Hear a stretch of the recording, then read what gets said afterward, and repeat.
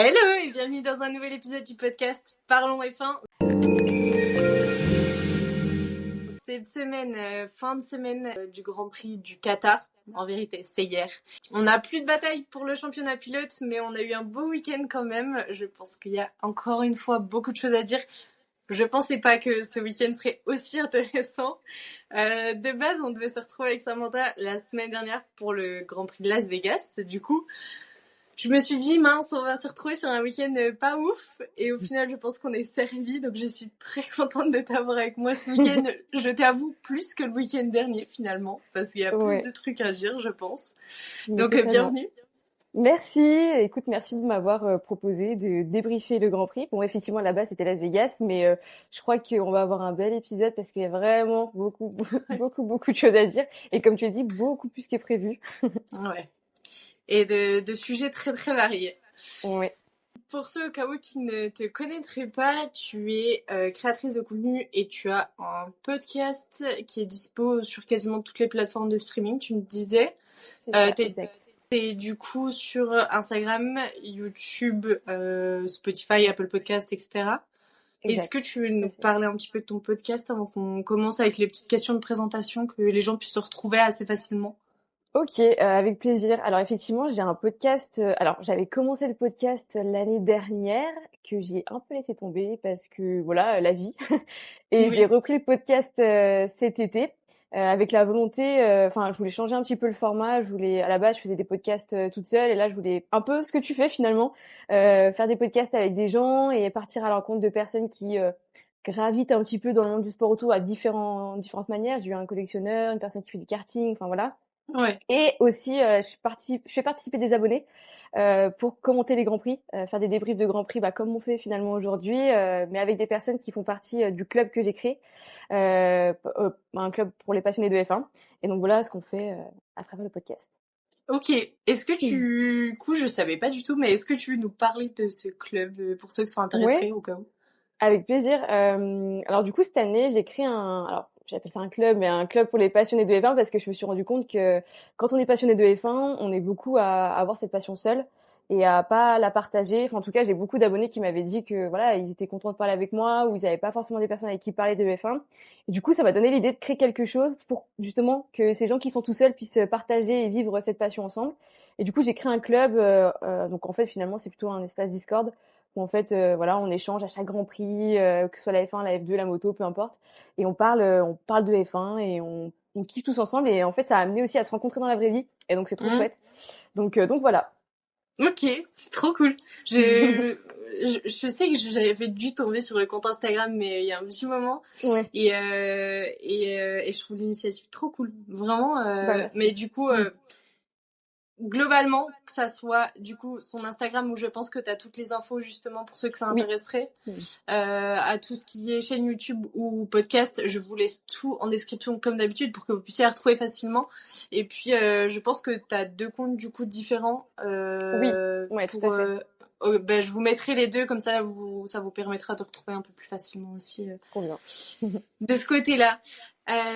Et écoute, je te propose qu'on en apprenne un peu plus sur toi. Avant de commencer tranquillement comme ça, on va pouvoir un peu introduire le sujet et commencer doucement ce débrief. Très bien. Écoute, qu'est-ce que tu veux savoir? Bah écoute, dis-moi tout. Est-ce que... Alors, je suis désolée, j'en profite, je fais une petite parenthèse 2 secondes. Je suis malade, ça se peut que vous m'entendiez beaucoup tousser, donc ne m'en voulez pas trop.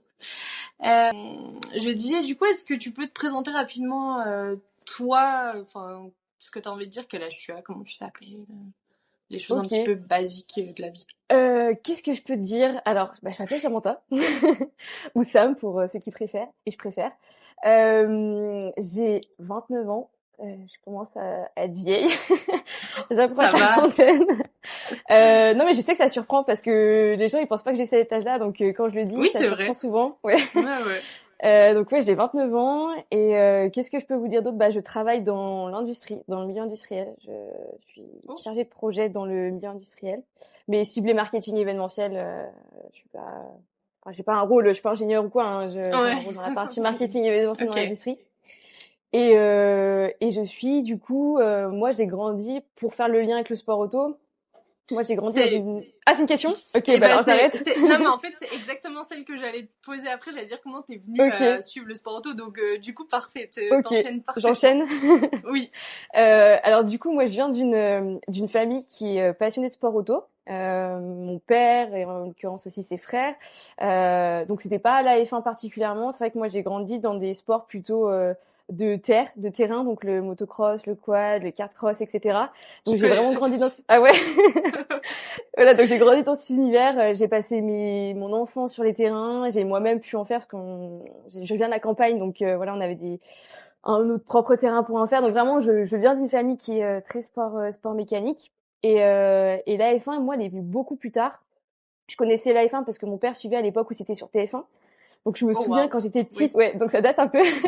Et du coup, je me souviens quand j'étais petite d'entendre voilà le bruit des F1, etc. Mais je regardais pas. Et c'est vraiment entre 2017 et 2018 où je me suis intéressée à la F1 parce que l'algorithme YouTube est très bien fait parfois. Et je suis tombée sur une vidéo sur le sujet. Et puis voilà, une vidéo en entraînant une autre. J'ai commencé à suivre la F1 comme ça. Et j'ai vraiment regardé une saison de F1 à partir de 2018. Et voilà. Et ensuite, ça m'a Ok. amené à Ouais. continuer jusqu'à aujourd'hui. Ok. Et ben du coup j'enchaîne en même temps puisqu'on parlait de Ouais. ça justement. Est-ce que t'en suis d'autres des catégories tu parlais de sport moto notamment et auto. Est-ce que Mhm. je pense que on en suit un peu tous, Ouais. mais qu'est-ce que tu suis du coup? Alors, si je me base sur cette année, j'ai suivi la F1, la F2, la F1 Academy. J'ai commencé à suivre, je dirais à 50% la MotoGP. Ok. Mais parce qu'en fait, quand on commence à suivre beaucoup de championnats, c'est très compliqué de vivre parce que ça prend énormément de temps. Mais je me suis rendu compte que la MotoGP c'était vraiment vraiment bien. Donc du coup, je projette de regarder à 100% l'année prochaine. Donc voilà, c'est vraiment les 4 championnats que je regarde. Après voilà, quand il y a des choses euh, typiquement les 24 heures du Mans, j'ai Ouais. regardé, j'ai zioté un petit peu, tu vois. Je sais plus, c'était les 6 heures de Spa, je crois, c'est les 24 heures je sais plus. Les Il y a 6 les heures, hein. deux. Il y a les Ouais. deux. Les 6 heures de Spa, j'avais regardé aussi, donc tu vois, je ziote un petit peu plein de choses, Ouais. mais vraiment concrètement, en saison pleine, c'est F1, F2, F1 Academy et MotoGP. Ensuite. Ok. C'est vrai que déjà pour suivre les championnats en sport auto et en sport Ouais, moto, faut déjà avoir du temps. Mais si ouais. en plus de ça tu suis, bah là je vois typiquement cette semaine on a repris tous les sports d'hiver, tout ce Oui, qui est soit ski, biathlon et tout. ouais. C'est un enfer de tout suivre en Ah même bah temps. oui, c'est compliqué, hein. C'est compliqué. Tu Ah non, passes j'ai ta oublié quelque journée. chose. Il y a la Oui. Formule 1 aussi. J'ai suivi la Formule 1, Ok. j'y ai pas pensé, mais enfin j'ai suivi pareil, pas à 100% parce que voilà, on peut pas tout suivre, mais Ouais, je suis ouais. aussi la Formule 1, ouais. Ok. Et la Formule 1, le championnat vient de recommencer ou il va recommencer, Il va non? recommencer ce week-end d'ailleurs, je crois qu'il recommence en même temps que la F. Oui, en même temps que la F1 parce que justement il y a un pilote de Ok. F2 qui peut pas faire, mais c'est ça, ouais, ça Oui, reprend là. c'est vrai. Mm, Oui, oui. Ok. Il me semblait bien que c'était bientôt, ouais. mais que c'est. Je savais pas exactement la date. Est-ce qu'il y a une écurie ou un pilote plus généralement que tu supportes? Ouais, en F1. Ou bah oui, ou enfin peu importe. Ouais, Du coup, on a alors parlé de plein de catégories, donc. je pense que je peux en donner dans quasi tout. En F1 Charles. C'est Charles que je supporte. Pas d'écurie. J'ai pas Ok. d'écurie. Voilà, je suis pilote en général. Je suis team pilote. Donc ouais, je soutiens Charles en F1 du coup depuis le début que je regarde, parce qu'en fait j'ai regardé quand il a commencé. Donc voilà, donc Oui, je il y a soutiens Charles du coup. Et sinon après en F2, j'ai beaucoup apprécié Paul Aron cette saison. En tout Mhm. cas, il m'a beaucoup surprise. Pareil, voilà, c'est lui que j'ai un peu, même beaucoup soutenu cette année. Et après, enfin, Camille Dorian, hein, en soutien. Pour le coup, c'est vrai que je Forcément, soutiens pas forcément des pilotes français, mais autant F1 Academy, elle est vraiment, ouais. j'ai trouvé vraiment impressionnante pour sa première saison. Donc Dorian à fond. Ok, je comprends. Je comprends. La dernière est un peu en lien du coup, et c'est une question que j'adore poser, et t'es la dernière à qui je vais la poser, parce que mon invité de la Ok. semaine prochaine, je lui ai déjà posé. Ah. Donc je suis super triste, je profite. Mais est-ce qu'il y a un pilote de l'histoire de la F1 qui t'a plus marqué qu'un autre, dont tu gardes un souvenir plus important? Ou alors en tout cas, du coup, si t'as pas suivi la F1 depuis... Enfin, en soi, depuis 2018, tu vois, ça fait quand même déjà un bon Ouais, moment. ouais. Mais généralement, il y en a qui... Enfin, généralement, on va chercher plus avant. Du coup, même en moto, enfin, peu importe les catégories que tu as suivi, un pilote qui t'a vraiment... T'as un souvenir très marqué. Elle est très très compliquée cette question parce que effectivement moi j'ai commencé à regarder à partir de 2018 et honnêtement je lis beaucoup de livres sur la F1 mais j'ai jamais rattrapé des saisons, de regarder des autres grands prix. Alors du coup c'est compliqué de sortir un nom comme je sais pas comme Ayrton Senna parce que pour beaucoup je sais que c'est notamment un des noms qui ressortirait donc je me verrais pas sortir des noms comme ça donc je peux que répondre à partir de quand j'ai répondu enfin quand j'ai regardé la F1 et moi, je pense que je peux pas passer à côté de dire Lewis. Alors, ça peut paraître un peu bateau, mais finalement, c'est un pilote tellement complet et qui a tellement réussi dans le sport et qui apporte au-delà du pilote. Il apporte beaucoup aussi sur la partie engagement, etc. Et moi, ça me parle. Un peu comme Sébastien Vettel d'ailleurs, finalement. Ouais. Sauf que Lewis a un peu plus de succès, donc du coup, forcément, on retient peut-être un peu plus que Sébastien Vettel. Non mais dans les chiffres, dans les faits, c'est un peu le cas. On touche pas à Vettel ici. Non mais j'adore Sébastien Vettel, hein, mais c'est vrai que Lewis, on peut pas parler de F1 sans parler de Lewis. Aujourd'hui, on pourrait très bien parler de F1 sans parler de Guan Yu Zhou par exemple. Mais on peut, pardon pour Guan Yu Zhou, mais pour le coup, on peut pas parler de F1 sans parler de Lewis. Et je pense que moi, dans ma génération, en tout cas de quand je suis arrivée en F1, je peux dire que Lewis d'autant plus quoi. Ouais. Je crois que honnêtement, alors j'ai eu un fan vraiment d'Hamilton, bah du coup Giggs. Ok. Et lui ne m'avait pas dit Hamilton Silvio, c'est trop simple et tout. Ouais. Et personne vraiment sur les pas tout à fait 24 Grands Prix du coup, on ne m'a jamais dit Hamilton. Donc tu vois la réponse c'est pas si bête. Bon tant mieux alors finalement. Je suis ravie d'être la seule. Et je pense que tu seras la seule du coup. Oui bah du coup parce que du coup t'as eu beaucoup de, je suppose, de Schumacher, de Ayrton ou peut-être de Kimi. Non honnêtement ça a été très partagé. Du coup je crois que le pilote qui est le plus revenu c'est Vettel. Mais au final Schumacher je crois qu'on me l'a jamais dit non plus. Ayrton Senna je crois qu'il y a que 2 personnes. Enfin, en fait, ceux auxquels on pense instant, enfin les gros noms, c'est pas ceux qui sont le plus. Non, ah, c'est marrant ça, tu vois. J'aurais pensé un peu plus que ça, mais c'est marrant que ce soit Sébastien Vettel qui soit le plus ressorti. Ouais, mais c'est pour ça que je kiffe cette question. Vraiment, j'adore cette question. Ça sera la question que je poserai toute ma vie à tout le monde. Non, mais c'est une bonne question en vrai. C'est vrai que c'est une bonne question. Mais moi, je trouve. Enfin, j'adore. Bref. Et alors, attends, mais je te la retourne parce que du coup, t'aurais dit qui, toi? Bah, du coup, forcément Vettel. Vettel aussi, d'accord. Je pense que j'ai attiré à moi. Non, ouais, Vettel. Mais pour un peu globalement les mêmes raisons qu'Hamilton, juste, il y a aussi, moi, le passage chez Ferrari qui m'a influencé, tu vois. Dans le sens où, Ferrari, c'est forcément l'écurie de cœur. Ouais. J'aimais déjà Vettel. Chez Ferrari, hein. Oui, c'est vrai. Mais pour l'instant, je sais pas encore comment ça va se passer. Donc c'est compliqué pour l'instant. Mais je suis très contente quand même. Et ben écoute, merci à toi. Je pense que on a fait une bonne petite introspective de ta personne. Bon bah génial, parfait. Je te propose du coup qu'on fasse l'introspective du circuit qui va être très très courte. On est du coup sur le circuit de Losail au Qatar, sur un circuit qui fait 5 km 380, qui est en F1 depuis 2021. Et je crois qu'on n'a pas de date vraiment définitive, en tout cas c'est pas prévu qu'ils partent du programme maintenant.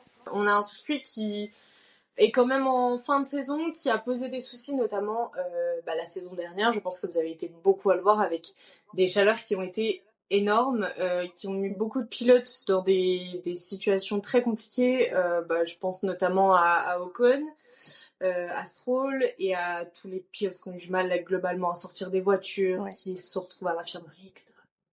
C'est une folie. Je pense qu'ils y sont presque tous passés, si j'ai bon souvenir. Le nom, je sais pas, Gasly, mais beaucoup. Quelques-uns comme ça qui sont très forts là-dessus, mais ça a été très compliqué. Cette année, pas de mesures en plus de prise, à part le fait qu'on ait décalé la date du coup un peu plus tard et que les chaleurs, par conséquent, ont descendu un peu. On avait en fin de saison l'année dernière dit oui, on va mettre des choses en place et à part ça, il n'y a rien eu de plus. Je crois que pour l'année prochaine, par contre, c'est prévu qu'on ait des systèmes de refroidissement à l'intérieur du cockpit, mais j'ai pas les détails, donc je vous en dirai pas plus parce que j'ai pas envie de vous dire de bêtises, mais il me semble qu'il y a quelque chose de similaire de mais prévu. ils en parlaient déjà il y a un moment de ça. Maintenant, est-ce que ça va être mis en place ou pas, ou est-ce qu'ils vont attendre 2026? J'en sais rien. C'est bien qu'on ait pu, je pense, trouver au moins cette solution d'écarter un peu la Décalé. date parce que c'était pas Non, mais possible. c'était trop dangereux pour tout le monde. Surtout que quand on voit, par exemple, comme ce week-end encore, Charles qui a eu un problème pour boire pendant Mm. la course. Alors, si ça aurait été au moment où il faisait je ne sais combien de degrés et que les pilotes sont pas capables de boire, c'est bien Ouais, beaucoup ouais. trop dangereux pendant 1 heure et demie. Non, non, c'est sûr, ça reste comme Mm. c'est maintenant, quoi. Exactement. Je suis bien d'accord. Je te propose qu'on parle des infos qu'on a eues. Alors, généralement, vous avez l'habitude, on parle des infos qu'on a eues dans la semaine avant le Grand Prix. Exceptionnellement, nous allons parler des infos qu'on a eues la semaine dernière et qu'on a déjà eues. Alors, actuellement, on tourne, on est lundi après le Grand Prix, forcément. Mais on a aussi des infos aujourd'hui. Donc, c'est pareil, on va les caler à ce moment-là parce qu'il y en a quand même à dire qui sont importantes. Oui. Il y en a Malheureusement. notamment une qui est très importante, donc nous devons en parler. Je te propose qu'on commence avec le titre de Max Verstappen, du coup, puisqu'on n'a pas tourné la semaine dernière, donc on n'a pas eu le temps d'en parler, mais ça y est, Max est titré champion 2024, c'est fait. C'est fait, ouais. Écoute, moi je trouve que c'est un titre mérité. Et je pense que c'est même. Alors, je vais mesurer mes propos. J'allais dire c'est peut-être le plus mérité, mais pas dans le sens où Oui, il méritait pas les autres, mais dans le sens où cette année, il a montré que pour être champion, il faut pas juste gagner 24 courses dans l'année. Il a montré que quand la voiture performait en début de saison, bah, il a remporté les courses qu'il fallait remporter. Et quand bah, Ferrari et McLaren sont revenus à jouer la première position, bah, lui, il a juste géré à garder à avoir les meilleurs points et juste à remporter le championnat en maîtrisant en fait de A à Z de la saison 2024. Et je trouve que c'est une des meilleures façons, enfin pas forcément la meilleure façon, mais je trouve que c'est une très belle façon de remporter un championnat et montrer qu'il n'est pas champion pour rien, quoi, qu'il n'est pas quadruple champion sur un hasard ou parce que la Red Bull est la plus performante ou était la plus performante. Donc entièrement mérité. Mais je crois que lui-même l'a dit que ouais, c'était un plus beau titre que l'année dernière, quoi. Enfin, Ouais, bah c'est un titre en pleine maîtrise. Bon, alors après, Max, il aime quand même gagner facilement. Il le dit, hein. Il dit, il préfère être devant et loin devant tout le monde. Oui. Mais en l'occurrence, c'est vrai que à la fin de la saison, quand tu as fait ta saison, c'est vrai que c'est quand même plus beau de dire, ok, j'ai maîtrisé, j'ai remporté quand il fallait, etc. Et remporter à la bataille que remporter avec 500 points d'avance, en exagérant évidemment, mais effectivement, c'était une belle saison en tout cas pour lui. Ouais. Pour l'instant, Norris reste deuxième. Il y a encore une petite bataille Leclerc-Norris. Ouais. Je te demande pas ton avis, on en parlera plus tard. Okay. Mais oui, il y a encore une petite bataille. Malgré tout, ouais. Une autre qui a remporté son titre, ça y est, c'est Abby Pulling en F1 Academy.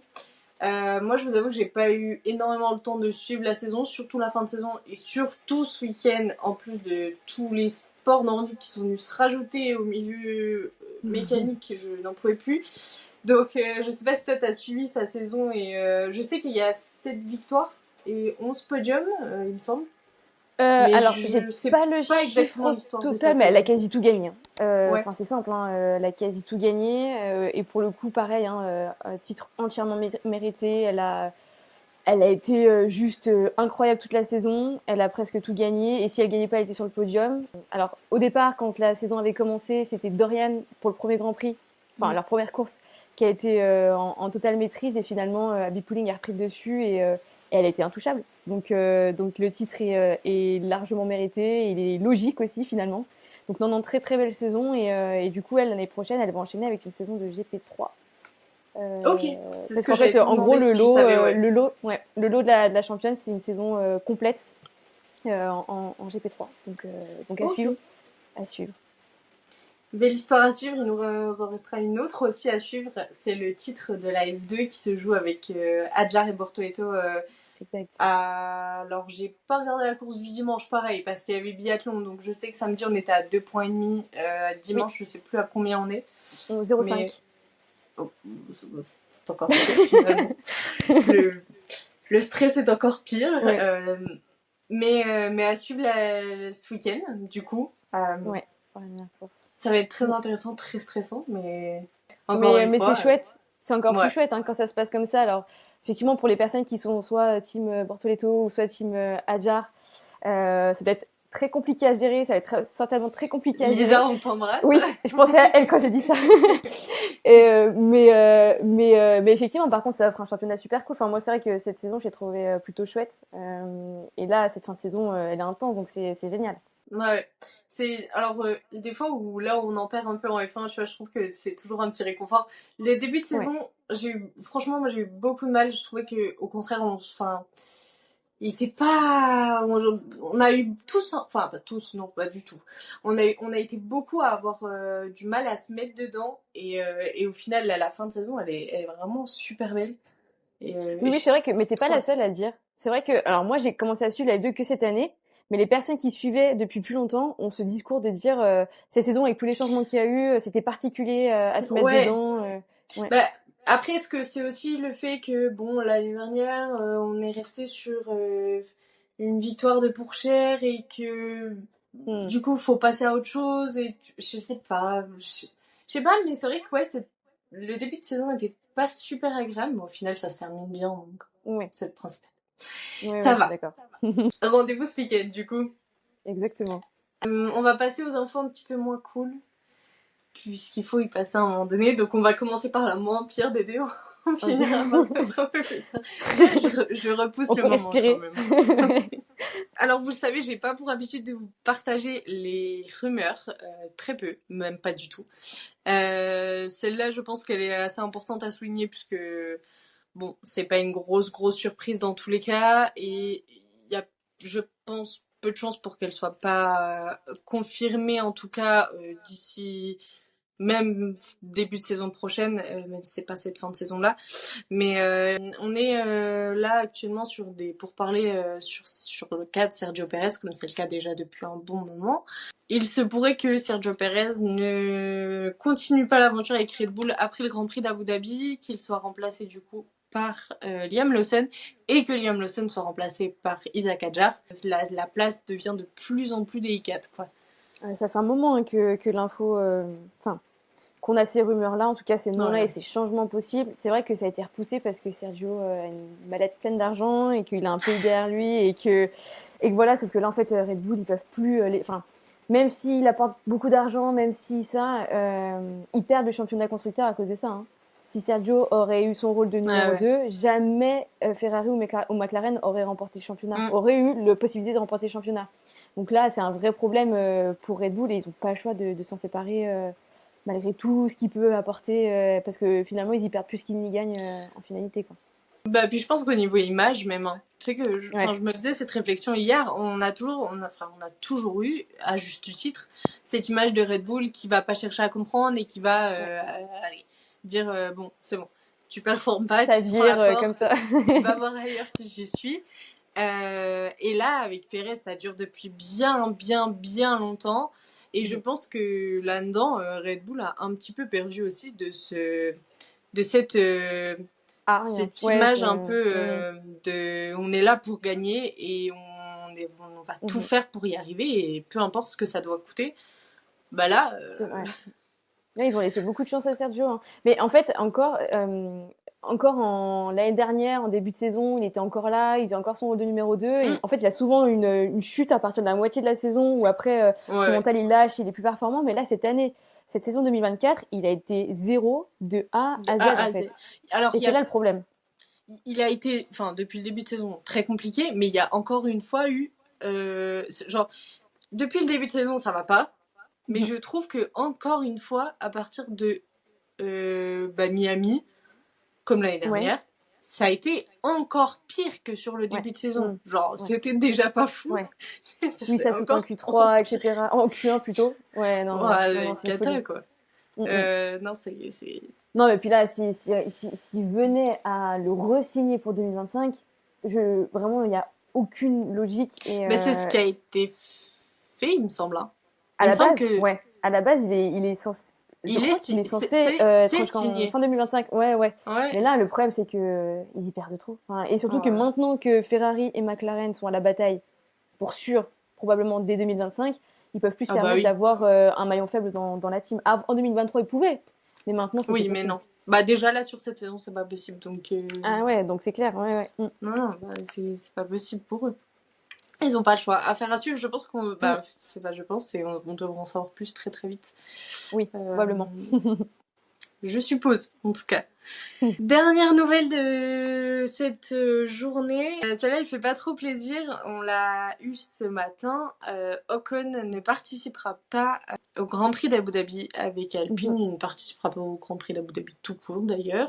La collaboration s'arrête là. On en a eu des échos dimanche après le Grand Prix, dimanche toute la journée, même un petit peu samedi soir, mais voilà, pareil, encore une fois, c'était des rumeurs et honnêtement, les rumeurs paraissaient tellement grosses que, enfin, il y a un moment Oui. donné, il en fallait beaucoup pour les croire et ben, il s'est avéré que c'était vrai. Ouais. Ça fait Compliqué. mal, hein.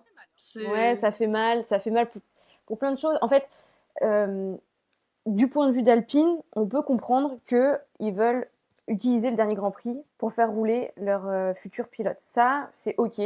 Dans l'idée, c'est compréhensible. Voilà, il y a une saison qui arrive, etc. Par contre, il y a la façon de le faire, la manière de le faire et de le présenter. C'est-à-dire que si dès le départ, ils auraient informé que effectivement Esteban roulerait pour son dernier Grand Prix chez Alpine au Qatar, bah, on aurait fait tout un événement. Je sais pas, ça aurait été sa dernière course, donc il y aurait peut-être eu des photos avec la team, etc. Enfin voilà, on aurait fait un vrai truc pour remercier pour tout ce qu'il a fait pour Alpine et avant Renault. Mais non. Non, non, En fait, ils annoncent ça comme ça. mais tu sais, ça me fait penser, en fait, là, en t'entendant le dire, ça me fait penser exactement à la manière, à ce qu'on a dit quand c'était Ricardo. Ouais. Tu vois, Oui. on disait pareil, en mode, Oui. bah, Ouais. laissez-lui profiter du dernier Grand Prix, laissez-nous profiter aussi du Ouais. dernier Grand Prix. Non, mais totalement, totalement. Non, mais c'est et le problème, c'est qu'en plus là, au-delà du fait que bah, pour Esteban c'est pas cool, que c'est un manque de respect, mais bon, on a l'habitude maintenant avec Alpine cette saison, c'est qu'en fait eux-mêmes ils impactent et leur image de marque, leur image employeur, leur communication. Enfin, il y a rien qui va en fait. Donc c'est tellement pas maîtrisé que je comprends pas que dans une structure aussi énorme avec autant de moyens, on n'ait pas des personnes qui leur ont dit là les gars, ce que vous faites c'est pas vraiment, c'est pas malin. Vous allez pas vraiment avoir une bonne image parce qu'après eux en termes de chiffres, de retombées économiques, enfin forcément, plus tu as une image Ah, mais négative, c'est moins sûr. ça fonctionne. Et là, Mais c'est franchement, j'ai sûr. été surprise parce que Esteban, c'est un pilote qui est malheureusement pas énormément apprécié, ou en tout cas beaucoup critiqué. Et je m'attendais à ce Mm. que beaucoup prennent pas parti d'Esteban. Et en fait, pas du tout. Au contraire, il a eu énormément de soutien. Donc ça montre qu'effectivement, il y a un vrai problème dans cette action d'Alpine.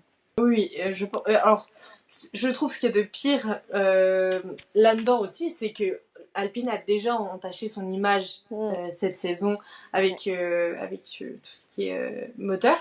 On avait déjà un petit peu le recul de se dire, oula, bon, la marque est plus vraiment française, déjà chez les Français, ça passe déjà Très difficilement. mal. Là, ça passe d'autant moins. Et puis, pour avoir eu l'occasion d'en parler ce matin, du coup, au cours de la journée même, avec 2-3 personnes, il y a un truc aussi, c'est que derrière, en fait, il y a plusieurs trucs qui me dérangent. C'est déjà, bah, comme tu dis, la manière dont c'est fait. Mhm. Non. De deux, je trouve que utiliser. Alors, du coup, nous, on relaye cette info-là parce que forcément, bah, c'est celle qui est donnée. Mais Mm. l'info de on veut faire rouler Douane face à Colapinto, elle vient du haut et je trouve que c'est une excuse de leur part qui est genre nulle. Enfin, c'est la pire excuse que j'ai jamais entendue de ma vie. Bah, c'est pas très malin par rapport à Jacques, mais effectivement, Bah, après. pour manquer de respect, Ouais. enfin, pour justifier un manque de respect, c'est inutile. Mm. Et de trois, j'ai peur que Douane, c'est pas soit un peu moins apprécié à cause de ça, mais tu sais que ça Ouais, impacte ok. un petit peu. Ouais. Et le dernier truc qui me dérange, c'est la manière dont on l'a remercié sur les réseaux sociaux. Il a eu le droit à un petit post avec merci Merci. Stéphane, une Oh là phrase en là. légende et basta, c'est pesé, rentre chez toi. Et Non, mais c'est vraiment, grave. je vous jure, j'en rigole, mais vraiment, j'en rigole de nerfs Mm. parce que je trouve ça, mais genre, j'ai même, mais Enfin, j'ai même pas... Honnêtement, je pourrais même pas vous expliquer à quel point je trouve ça, mais dégueulasse, quoi. Ah ouais. Il y a Non, pas c'est d'autre violent. mot. Non, c'est C'est violent. irrespectueux au possible. Et honnêtement, je pensais pas qu'on en était là encore chez Alpine. Et bah, Non, c'est croyez-moi dingue. qu'on a touché le fond. Non, mais je comprends. Autant, c'est un pilote, ça fait 2 mois qu'il est dans l'écurie. Bon, tu vas pas faire des postes de fou. Par contre, Esteban, il est là depuis Et très longtemps. c'est C'est le la seule seul cas. victoire. Ah, Hein, merci. voilà. Ouais. Les podiums, il en a 2. Et en tout cas, le dernier qu'il a eu, il était meilleur que celui-là de Pierre. Donc, c'est pas comme si c'était le pire pilote qu'ils ont eu. Il a porté l'équipe, il a toujours soutenu l'équipe, il a toujours vendu l'équipe. Donc, alors, à mon avis, je pense qu'en interne, ça fait un petit moment que c'est très compliqué avec Esteban. Donc, c'est ce qui probablement fait ça. Mais normalement, quand on fait une communication et qu'on est une entreprise enfin, une équipe et une entreprise, parce que c'est l'image d'Alpine, on peut pas gérer comme ça une fin de contrat et de collaboration aussi longue de cette façon. Je trouve ça choquant. Quand même, imaginons, parce que je sais qu'il y a beaucoup qui commencent, enfin, il y a des choses qui commencent à dire, des personnes, pardon, qui commencent à dire que Esteban aurait voulu partir avant aussi par rapport à, enfin bref, peu importe, mais dans tous les cas, il méritait beaucoup mieux qu'un simple merci. Au revoir. C'est ça. Le fait de pas le faire rouler à Abu Dhabi, c'est ce que je me disais ce matin. Je me disais, bon, en soi, si c'est son choix à lui, honnêtement, je comprends parce que, comme tu dis, je pense que c'est tellement compliqué en interne que si c'est ça, si c'est sa demande, honnêtement, je le comprends et Dieu merci qu'il soit sorti de là parce que je pense que ça devait vraiment genre être très pesant. Ouais, c'est clair. Mais ça n'empêche que tu gardes ton objectivité et tu fais un truc correct. Ah non, mais c'est clair. Ça, je suis 100% d'accord. Écoutez, on aura profité du dernier Grand Prix de personne cette saison. Finalement, c'est vrai. Tout le monde se fait virer du jour au lendemain. C'est super. C'est la tendance en F1. Qui le prochain? Bah, Pérez, du coup. Pardon. Probablement. Pardon. C'est très fort probable. Mais voyons ce qu'il en sera. En tout cas, voilà, Esteban, vous le retrouverez l'année prochaine chez As, mais c'est pour la forme. Oui. Très hâte de voir le duo avec Birman, ce que ça va donner, mais ouais, aussi. Et puis même, c'est un nouveau départ pour lui, et je pense que ça ne peut que aller en s'arrangeant. Lui faire du bien, ouais, c'est vrai. Ah ouais. Eh ben écoute, après ce sujet douloureux, nous allons passer au vif du week-end. Et je te propose du coup qu'on commence par la seule séance d'essai libre. Il n'y a pas grand chose à dire pour la résumer en vraiment très simplement. On a été sur des pneumatiques médium. Tout le monde a fait ses temps, a fait ses essais pour la sprint, enfin en tout cas les qualifs sprint. Et la seule petite info qu'on a pendant cette séance d'essai libre, c'est Leclerc qui a le fond plat expérimental, qu'ils expérimentent, que Sainz avait. Je crois pas que c'était à Las Vegas, c'était au Brésil, non? J'ai un petit doute sur Las Vegas ou au Brésil. Mais en tout cas, c'est sûr, ouais. Ouais, Sainz l'avait déjà eu. On n'avait pas eu spécialement de retour. Là, Leclerc l'a testé. En tout cas, en FP1, on devait savoir pour le reste du week-end s'il le gardait ou pas. Je t'avoue que moi, j'ai pas eu l'info. J'ai pas vu l'info. Ouais, donc je suppose que elle est pas sortie. Mais c'est testé pour 2025. Et du coup, ça nous fait passer aux qualifications sprint. En SQ1, j'ai été hyper surprise parce que honnêtement, on a eu beaucoup de... Alors, c'est ce qui se passe globalement assez en ce moment. C'est qu'on a pas mal de diversité en haut de classement. Et là, honnêtement, je crois que sur les 4 premières places, on a 4 monoplaces différentes dans les premiers moments de la qualif et presque tout le long de la séance. Ouais, donc, je trouve ça trop cool. Ça montre qu'il y a une vraie proximité dans les teams et ça montre qu'il y a de la vraie bataille et que ça continue. C'est pas juste un effet. C'est clair. Pour eux que ça continue aussi l'année prochaine. Exact. La grosse info de cette SQ1, c'est Pérez encore. Non mais pourquoi grosse info? Est-ce que c'est vraiment une grosse info? Je suis pas sûre finalement. Mais pas du tout. Je suis devenue une habitude maintenant. Mais oui. Pour moi, en fait, non, Pérez est dehors. Encore une fois, c'est vrai. Tu as raison. Encore.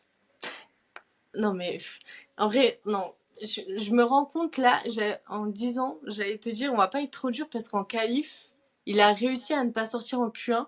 Et c'est là que je me rends compte quand même de où sont nos attentes par rapport à Pérez. Ouais. Et que je me dis, bon, ok, ça craint Ouais, non, vraiment, ouais. ça craint. Non, ça craint. Il est pas censé être là et il est là, donc voilà. Voilà. Bah, en tout cas, là, il est plus là pour le coup. Non, pour le coup, non. Pour la SQ2, il est déjà plus là. La SQ2 a été un peu plus difficile, notamment un peu du côté de tout le monde, puisqu'ils ont eu un peu plus de mal à améliorer. Mais pareil, un petit peu à l'image de ce qu'on voit ces derniers temps, Hamilton a aussi eu beaucoup de mal. Je pense qu'il y a une grosse fatigabilité, une grosse fatigue tout court même, et un gros ras-le-bol. Mais là, tu le voyais, genre, enfin... Ouais, je crois que ce week-end, c'était douloureux pour les spectateurs de le voir dans cette de le situation. voir. Enfin, c'est douloureux depuis un moment, mais là, vraiment, je trouve qu'on a senti que c'était vraiment, c'était vraiment pas la fin, mais c'était compliqué pour lui et c'était limite s'il n'était pas mieux chez lui à regarder le Grand Prix qu'être dans la monoplace pour rouler, parce que vraiment on sent que c'est terminé quoi. Il est plus là, il est plus là depuis un moment, mais là vraiment j'ai trouvé que c'était flagrant. Bah, je trouve que il y a peut-être un peu ce truc de avant il faisait un peu encore attention parce que tu sais t'as l'image, t'as tout ce que tu dois et tout, et peut-être qu'il le dissimulait un petit peu, ou en tout cas la fatigue un peu moins élevée lui permettait de mieux le dissimuler. Mais c'est vrai que ouais, là c'était surtout quoi. Ouais, il y a des fois où tu l'entends à la radio. Moi j'ai en tête pendant la course, mais je crois qu'il y a un autre moment où quand tu l'entends parler à la radio, t'es là en mode mais il me fait mal au cœur, quoi. Ouais, non, c'est ça, c'est vrai. Il a l'air dépité au bout de sa vie. Ouais. C'est compliqué, hein. Et c'est compliqué d'autant plus quand c'est un champion et quand tu sais que c'est un pilote qui est aussi fort. Tu vois, c'est pas un petit pilote, c'est vraiment un grand pilote. Et de le voir dans cette situation, c'est vraiment compliqué, quoi. Tu sais, il y a ce truc de... T'as l'impression qu'il a perdu la... Bon, bah, c'est sûr déjà la motivation d'être là, là pour la fin de saison. Mais perdu le plaisir de venir rouler, la flamme, de faire sa course, quoi. Genre. Ouais. Non, mais totalement. Il est J'espère temps juste... d'être fini, quoi. Que la saison se termine, quoi.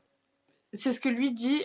J'espère juste en tout cas que ça va revenir. Ça va pas le laisser dans un bad mood d'après-saison, en mode... Après, alors, je pense que tu vois, ça peut potentiellement le redynamiser parce que ça fait tellement longtemps qu'il est chez Mercedes. Donc, tu sais, c'est un nouveau challenge, donc de nouveaux objectifs, nanana. Ouais, par contre, si il se fait, comment on peut dire, s'il se fait surpasser par Charles dès le départ et pendant toute la saison, peut-être que là, effectivement, ça va vraiment le finir au reste, comme on pourrait dire. Parce que là, ça serait vraiment compliqué. Pour le coup, il se dirait finalement, c'est peut-être pas la team, c'est peut-être plutôt moi, etc. Alors que pas forcément, mais. Ouais, chose que je veux dire. J'espère pas. Non, j'espère pas non plus. Après, c'est un grand champion, je n'ai pas beaucoup de soucis non plus, effectivement. Mais c'est son rêve de rouler avec Ferrari, donc c'est un de ses objectifs, donc normalement. On a envie que ça se passe bien. Exact. On commence avec les track limits. Une track limit et du coup un temps effacé à 2 minutes de la fin. Bon, ça va, il a le temps d'en refaire un. Il sauve et tout, il n'y a pas de souci. Mais quand on connaît un peu le passé qu'a Piastri sur ce circuit avec les track limits, bon. Mais c'est souvent, je trouve, qu'il l'a fait cette année. Hein. Que pendant les qualifs, track limit, et il lui reste 2 minutes. Et c'est pas la première fois, ça arrive souvent. Hein. Mais bon, heureusement, il le gère. C'est fort probable. Il gère bien la pression, le mental, tout ça, donc heureusement, mais c'est pas la première fois, je trouve que ça lui arrive. Encore bon, ça veut dire qu'il optimise au maximum, mais un peu trop, mais effectivement, ouais. On va se calmer parce qu'il y a un jour où ça va pas passer, quoi. Il y a des chances, ouais. On va se calmer un petit peu. C'est tout pour la SQ2.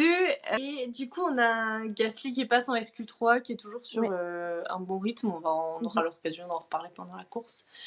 Mais qui est toujours sur un bon rythme, du coup, et en course, mais en qualif aussi, puisque en course, c'est bien de tenir, mais il faut savoir bien se positionner pendant les qualifs pour pouvoir tenir en course. C'est très très cool à voir. Ouais. Pour lui et en l'occurrence pour Alpine aussi. Oui. Parce que ça montre que voilà, ils reviennent finalement un peu à la bataille avec Pierre. J'allais le rajouter. Honnêtement, j'étais en train de me dire comment je peux le formuler pour que ça reste gentil et qu'on arrive à comprendre que... Bon, après, dans tous les cas, on le sait, il y a des évolutions, des trucs et tout, mais enfin... Bref. Moi, j'enterre le sujet, je peux plus. Voilà. Oui. En tout cas, très bien pour Pierre. Très bien pour Pierre. Ça, c'est clair. On a quand même toujours McLaren, pour moi, qui est... Enfin, en l'occurrence, un petit peu moins ces derniers temps, mais tu le vois là sur les qualifs, alors notamment en SQ3 et pendant la course sprint et sur les qualifs classiques, McLaren a quand même un avantage. Là, on joue le championnat face à Ferrari, mais honnêtement, pour moi, McLaren a un avantage en ce moment qui est quand même vraiment considérable sur les autres écuries. Il y a des petites erreurs des fois qui leur permettent pas de monter aussi haut parce que je pense, voilà, ça joue un peu dans la jeunesse entre guillemets de l'équipe. C'est une équipe très expérimentée, très vieille, très machin, mais ils ont pas l'habitude de jouer tout ça. Et du coup, ça vient un petit peu de ça, mais la plupart du temps, sinon, t'enlèves ces petites erreurs-là, ils sont magistrales en qualification. Enfin, tu peux pas et encore, tu vois, je trouve que effectivement, même ces petites erreurs-là, je suis même pas sûre qu'on peut vraiment les prendre en compte parce que quand tu regardes en comparaison Ferrari, quand ils ont commencé à potentiellement jouer le titre en 2022, eux, c'était vraiment des erreurs. Eux, ils ont vraiment foutu en l'air leur... Enfin, après, voilà, il y a Red Bull qui est revenu, mais je veux dire, eux, c'était vraiment énorme. C'était des erreurs qui étaient régulières et énormes. Non. Là, c'est vrai que pour le coup, pour une équipe comme McLaren qui n'a pas joué le championnat depuis très longtemps et les premières places depuis très longtemps, je trouve qu'ils ont très très bien géré cette place de favori ou en tout cas cette remontada qu'ils ont eue cette année. Et effectivement, même moi, les erreurs, je sais pas que j'ai pas fait attention, mais je les considère même pas finalement face au poids qu'ils avaient pour les championnats. Oui, non. Oui, si tu vois les choses de cette manière, c'est clair que c'est pas des erreurs. On a vu pire. Pas des énormes erreurs. Je vais pas donner d'exemple. Je m'engagerai pas sur le terrain, ça va aller. Mais ouais, effectivement. Rien que là, de toute façon, sur la séance, tu le vois, ils sont premiers, enfin sur les qualifications, la qualif sprint, ils sont premiers et troisième. Ferrari est quatrième et cinquième derrière. Là, cette fin de saison, c'est McLaren qui est au-dessus, ça c'est clair. Ça c'est sans aucun doute. Je pense qu'il y aura eu pas beaucoup de bataille pour le championnat ce week-end, mais voyons. Ok. Honnêtement, j'espère de tout mon cœur, hein, mais tu sais, suffit d'un accrochage, d'une pénalité de 10 secondes, stop and go, pour que ça change les choses. À suivre. Là, en l'occurrence, c'est Norris qui a la pole position, du coup. Et qui reprennent un petit peu de points sur Ferrari après par la suite. Norris à la pole, Piastri troisième. Et c'est Russell qui vient s'intercaler entre les deux, du coup, suivi des deux Ferrari 4 et 5. Justement, on va parler du coup de cette course sprint. Elle a été un peu... pas... à l'image des sprints, ce que je te disais. Finalement. Pas super intéressante. On part sur une course du coup en médium pour tout le monde sauf Zhou qui part en soft. Bon, forcément ça marche pas, hein. Compliqué. C'est le seul qui a dû faire un arrêt. Ça s'est très vite dégradé. Mais la course c'était pas... Il y avait pas grand chose à jouer, il y avait pas... Ils ont testé, ça reste le problème de la sprint, c'est que les gens ils vont pas prendre des risques parce qu'il y a la course. Surtout que là il y a des enjeux de championnat et alors on sentait quand même que ça se collait, ça voulait peut-être tenter des dépassements mais finalement rien de concret, jusqu'à la fin, jusqu'à ce que Lando nous fasse une petite frayeur. Non, si on a eu une petite bataille. Hamilton Leclerc, c'est un peu la passion de la course. C'est vrai. Parce que pour le reste, il n'y a pas grand-chose. Norris prend un bon départ, tout se passe bien, il s'envole devant. Derrière, derrière, on a eu quand même Piastri et Russell qui se sont un peu... Alors, chamaillé, Norris a offert à Piastri le DRS pour l'aider, du coup, et garder ce doublé, notamment pour le championnat, réussir à retrouver des points au championnat face à Ferrari. Ce qui d'ailleurs n'a absolument pas plu à Russell, mais vraiment pas plu à Russell. Ce que j'ai pas compris pour le coup. J'ai l'impression j'ai l'impression, alors j'aime bien George Russell, mais là j'ai l'impression qu'il a découvert ce qu'était la F1 et les consignes d'équipe. Bon, en plus, Pour il est le dans une coup, team qui l'a beaucoup fait, donc j'avoue ben, que puis j'étais... c'était même pas des consignes d'équipe, c'était de la Non. logique en plus. Oui, oui, non, mais je pense que c'est sous le coup. Il savait qu'il pouvait peut-être jouer quelque chose et que Ouais. ben de subir ça à chaud, bah forcément, ça l'ennuyait. Mais il sait très bien que c'est le jeu. Quand on est un team, on va chercher les deux premières places et quoi Bah, qu'il en coûte, quoi. Mm, surtout dans cette configuration-là, tu vas exactement. pour jouer un titre champion. Enfin, Bah, on cherche à avoir les forcément, deux meilleures places, ouais. forcément, tu vas aller chercher à faire en sorte que ton coéquipier ait le DRS pour que vous Ah puissiez ouais, garder les c'est deux clair. premières places. Et bah, c'est ce que Mm. Norris a fait pendant la course. Ça n'a pas empêché quand même Russell de venir un peu titiller, de Ah non, tenter, ouais. de... Non, non, jusqu'au bout, hein. C'est pour ça Il que c'était a... dangereux. À la fin, que Lando Ah bah... te passe, Ouais, enfin, ouais. de laisser passer Oscar, parce que Mm. quand on voit la vue de haut, bon, il l'a maîtrisé, hein, mais il suffit d'une Ouais, erreur. c'était... Russell ouais. était pas loin, hein. Donc c'était Il bien était très maîtrisé, proche. mais ouais. Puis c'est pareil sur le jeu du DRS aussi, tu vois, c'est Ouais, c'est toujours quand dangereux. est-ce que c'est trop, quand est-ce que Mm, c'est pas assez, quand est-ce qu'on a une chance de... Il nous passe les... Enfin, tu vois, c'est toujours un peu pareil. mm. Euh, Bon, là, en l'occurrence, ça les aidait un petit peu aussi face à Ferrari, que Russell soit intercalés entre, donc ils avaient aussi un peu intérêt à garder Russell pas Mm, trop loin, à mon avis. c'est vrai. Mais Russell en a en tout cas pas démordu avec Piastri. Et je Non, pense, ouais, comme tu le dis, c'est la frustration. Je pense qu'elle vient ouais, de c'est sûr.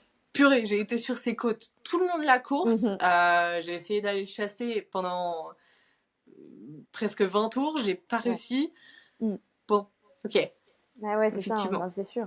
Et puis, quand bien même s'il n'y aurait pas eu le DRS de Lando, on n'a aucune assurance qu'il l'aurait passé parce que c'est pas un Oui, circuit forcément ultra évident pour dépasser. Mais bon, on peut oui. comprendre, hein. Oui, et puis dans tous les cas, même s'il l'avait passé, enfin, ça reste une course en fait, même s'il l'avait passé, tu peux pas savoir s'il Exact. l'aurait passé. Enfin, il y a tellement de scénarios, Mhm. Ah, donc totalement. rien engagé qui finisse devant, effectivement. Encore une fois, on a une petite boulette de Pérez qui rate son départ aussi. Alors, J'avais oublié. de Pérez, Pérez partait de la voie des stands. Je sais plus pour quelle raison, honnêtement, je vous avoue. Bon, ils ont dû changer une pièce, hein, Je sais probablement. Je sais plus. pas, je me souviens pas non plus. Je vous avoue que je sais pas. En tout cas, quand vous partez, du coup, pour ceux qui ne le sauraient pas, de la voie des stands, comme en temps normal, vous avez le feu à la fin, avec la ligne devant laquelle, du coup, est Pérez à ce moment-là. Je sais pas exactement ce qu'il fait, j'ai pas une borne en tête. Le feu passe au vert, Pérez ne se rend pas compte que le feu est passé au vert, donc il est dans sa petite voiture, le feu est au vert et il n'y va pas. Ce qui permet à Franco. Colapinto, oui, de repasser du coup devant. Voilà. Quand on dit qu'il n'y est plus, il est plus là. Genre, Pérez, il est Non, mais loin. ce qui est encore plus magistral, c'est les explications qu'il a données. Ah, C'est j'ai pas que... écouté. Alors, non, mais alors moi, j'ai regardé ce que du coup, après cours, je suis allée voir ce qui était dit en interview. Et dans les articles, Sergio aurait dit que bah, il n'était pas pressé de sortir et Ok, que qu'il avait envie d'avoir l'air propre devant lui. Et donc du coup, bah, ok, pour ça, il fallait être dernier finalement. Donc c'était son d'accord. explication à cette situation. Donc Ok. voilà, pour pouvoir tester des choses, ce qui est un petit peu du coup pas logique par rapport à ce qu'a dit Christian Horner en disant, en faisant la réflexion de quand le feu passe au vert, faut partir. Donc je pense qu'il s'est dédouané en disant que c'était dans sa stratégie de pas partir tout de suite. Ok. Est-ce qu'on y croit, on n'y croit pas? Bon, je sais Bon. pas. Mais c'était ouais, c'était encore du grand Sergio, quoi. Ouais, non, là, en fait, je ne veux plus chercher, quoi. Enfin, il est Non, ouais, je pense que physiquement maintenant, plus là, moralement plus là, mentalement très loin. Enfin, Pérez, ça, en vrai, ça me fait mal. Enfin, on taille tout le temps et machin, et je le dis depuis l'année dernière, mais moi, ça me fait mal au cœur quand même, dans le sens où tu vois qu'il. En fait, c'est pas juste. Parce qu'on entend très souvent, oui, mais Pérez, il est nul, oui, mais Pérez, il a pas sa place en F1, c'est pas un bon pilote et machin. En fait, de base, s'il est en F1, c'est qu'il y a un moment donné où c'était un bon pilote et que c'était un moment donné où il y a eu sa place. Surtout chez Red Bull, du coup, on mhm, en a forcément parlé. mhm. Donc non, c'est pas un mauvais pilote. Enfin, genre, c'est pas qu'il a pas de talent, c'est pas que c'est pas un bon pilote, c'est pas qu'il vaut rien.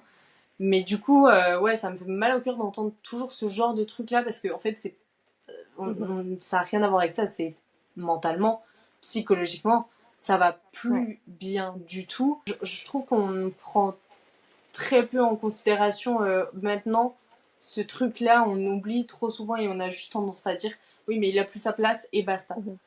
Et en soi, tout ça remonte forcément à ses oreilles et t'as une espèce de vieux cercle vicieux qui vient se mettre là-dedans aussi, je pense. Donc des fois, ça me fait un peu mal au cœur, j'avoue. C'est vrai que, alors moi cette année, j'ai pas mal au cœur pour lui, mais par contre avant oui, parce qu'en fait il faut prendre en compte plusieurs choses. Déjà, Sergio il est dans une team qui est dédiée 100% à Max. Donc déjà à partir de ce moment-là, c'est compliqué d'avoir, la voiture est pas faite pour toi. Donc en fait, si t'as pas le même style de pilotage que Max, déjà forcément tu vas vraiment performer. Donc déjà il y a un écart qui se creuse.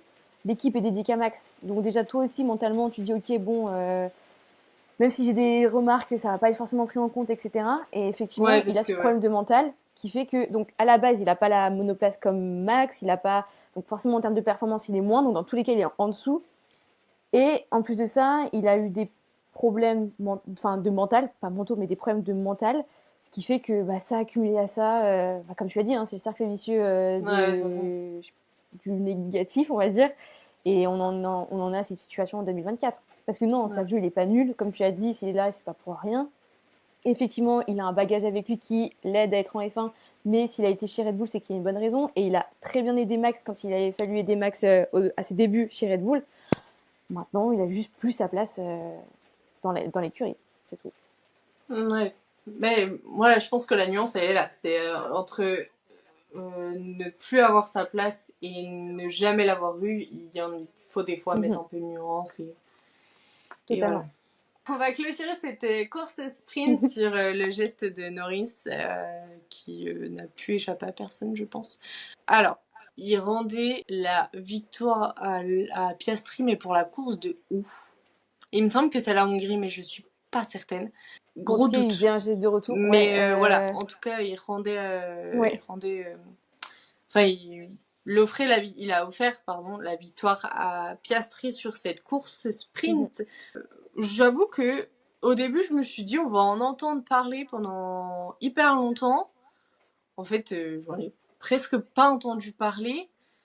Bon, c'est un geste qui paraît assez normal. Alors, je sais que c'est très divergé. Mais moi, j'arrive pas à parler. Grosse divergence d'avis. C'est très compliqué aujourd'hui, dis donc. Il y a beaucoup d'avis contraires sur le sujet. Moi, je trouve juste que c'est un geste normal. Genre, c'est juste normal. Je suis d'accord avec toi. Piastri l'a aidé quand Norris avait besoin d'aide. Aujourd'hui, Norris a plus besoin d'aide. Donc, je pense que pour avoir une bonne collaboration en 2025, il a eu la bonne idée de le faire. Parce que si en 2025, il rejoue le titre, autant qu'il ait Oscar dans sa poche pour l'aider potentiellement à remporter le titre. Donc, moi, je pense que c'était très, très bien fait, très bien exécuté, très bonne idée. Non, pour le coup... Bravo Lando, parce que je pense que Lando a un peu terni son image cette saison.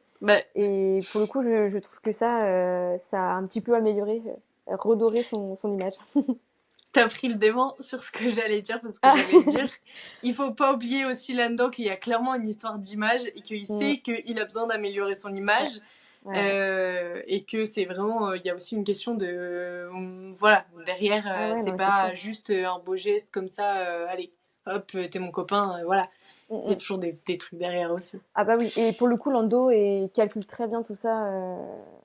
Je trouve qu'il est... ils sont tous très bien. Ouais, il y en a un peu moins, il y en a ils sont un peu plus... Voilà, ils parlent sans trop réfléchir. Mais c'est vrai que Lando, il sait jouer les médias, il a une grosse communauté, il est très suivi, il a plein de business, donc il est en maîtrise un peu de ça quand même. Ouais, c'est clair. Et ça a toute son importance aussi pour tout ce qui est sponsor, etc. Donc, c'est clair. Donc oui, forcément, c'est pensé derrière. C'est comme beaucoup de choses, on le dit souvent, mais ils n'ont pas des actes très angéliques comme ça, par pulsion. Non. Puis là, ça avait été parlé avec la team avant. On lui avait demandé de pas le faire parce que c'était trop dangereux, justement. Mais ça avait déjà été en discussion aussi avant, donc même au-delà de sa sphère lui-même en tant que pilote, dans la sphère de l'équipe, ça avait déjà été discuté. C'est tout pour cette course sprint, je crois. Est-ce que il y a quelque chose que tu as besoin de rajouter auquel j'ai pas pensé? Non, je pense qu'on a même bien parlé pour une course qui n'était pas forcément aussi excitante que ça. Mais non, je pense qu'on a tout dit, on a fait le tour, ouais. Parfait. On va pouvoir passer aux qualifications du coup. Oui. Elles ont été un peu plus mouvementées que les qualifs sprint. Il me semble qu'elles étaient déjà un peu plus tard dans la nuit du coup. C'était à 19h là, ouais. Et du coup, t'as forcément déjà des températures qui sont différentes, inférieures, qui sont différentes. Je sais que ça a causé pas mal de petits soucis en Q1 pour tout ce qui est sous-virage, etc. On a eu beaucoup de pilotes de monoplace, indépendamment les uns des autres. Hein. C'était pas une question de telle monoplace parce que si, parce que ça, comme ça peut être le cas d'habitude. Là, beaucoup des soucis de sous-virage. Notamment, Piastri, je crois qu'on a un petit peu... J'allais dire qu'on a un peu chié avec ça. Ferrari qui était un petit peu en dessous aussi. Donc un peu compliqué. À l'inverse total, du coup, Russell qui a complètement dominé la séance. Vraiment. Qu'est-ce qui se passe avec Russell en ce moment ça fait quelques temps que là, ouais. C'est fou. C'est vrai, hein. Il a une performance en ce moment sur les qualifs que je trouve... Mais peu importe... Parce que le circuit, des fois... Enfin, c'est pas des fois, mais le circuit joue beaucoup avec la monoplace, etc. Donc tu peux pas être performant partout pareil et toujours bien partout pareil sur les qualifs. Et je trouve que indépendamment de ça, Russell s'en sort vraiment bien en ce moment sur les qualifications.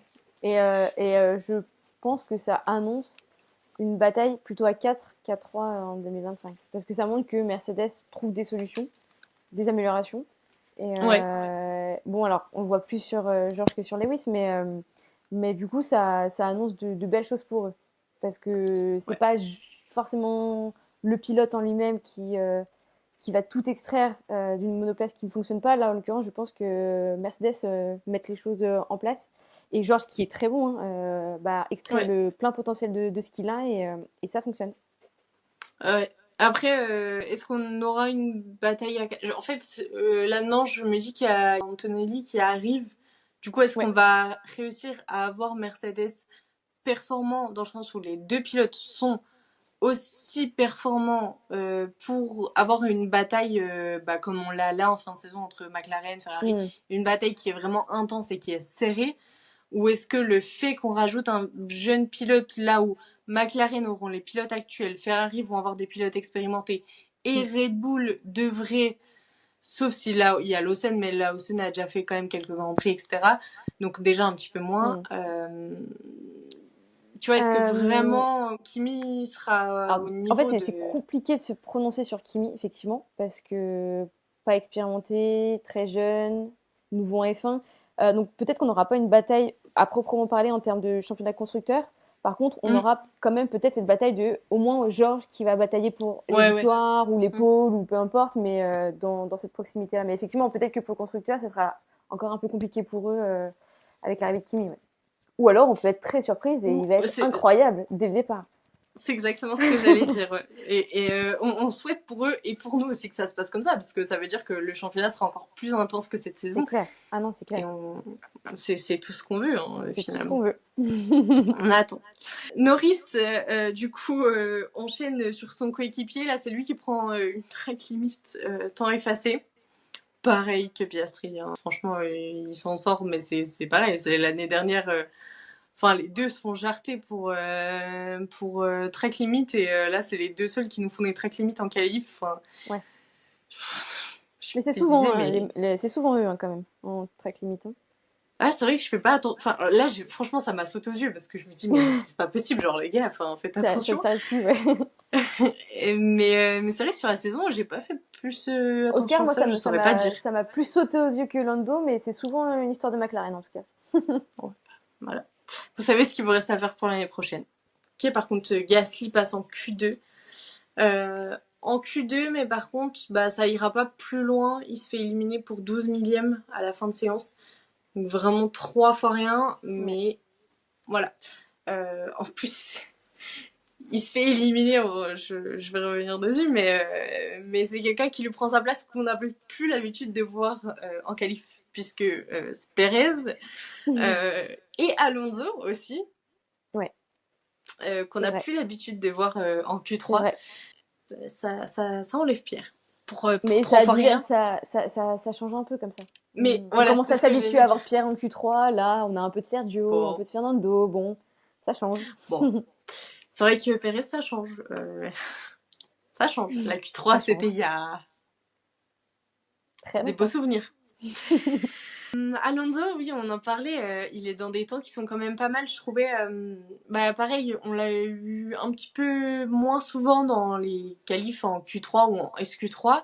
Là, on l'a en Q3. Et en plus de ça, je trouve vraiment les temps m'ont assez impressionné dans le sens où, honnêtement, je m'attends plus à rien sur la fin. Enfin, depuis le milieu de saison pour Aston.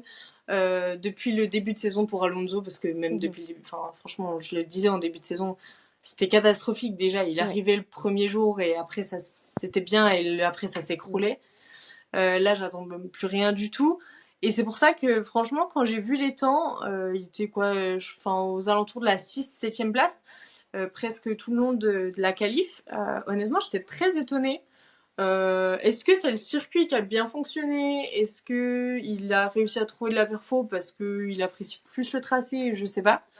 Mais c'est assez rare pour le souligner, quoi. C'est compliqué parce que on en parlera après, mais en course, ça s'est effondré. Donc, est-ce que c'est vraiment le circuit? Est-ce que c'est, je sais pas. Après, j'avoue que j'ai jamais vraiment cru au projet Aston Martin. J'ai même jamais cru au projet Aston Martin, donc je suis pas du tout étonnée de là où ils en sont aujourd'hui. Juste, c'est pas facile pour Alonso parce que, qu'on l'aime ou qu'on l'aime pas, pour moi, il fait partie des meilleurs sur la grille actuellement. Et donc, c'est effectivement compliqué de le voir dans cette position. Et d'ailleurs, de finalement jamais vraiment le voir pendant les courses et pendant les Grands Prix, parce qu'on n'en parle jamais pas le voir finalement tout court, Fernando. Ce qui est un peu triste. Maintenant, ouais, peut-être un coup de chance, je sais pas. Ouais. C'est Aston Martin. Ils sont pas là, ils sont jamais vraiment là. Et voilà quoi. Ils sont plus du tout là. Non. Non, effectivement, on peut le dire, je sais pas.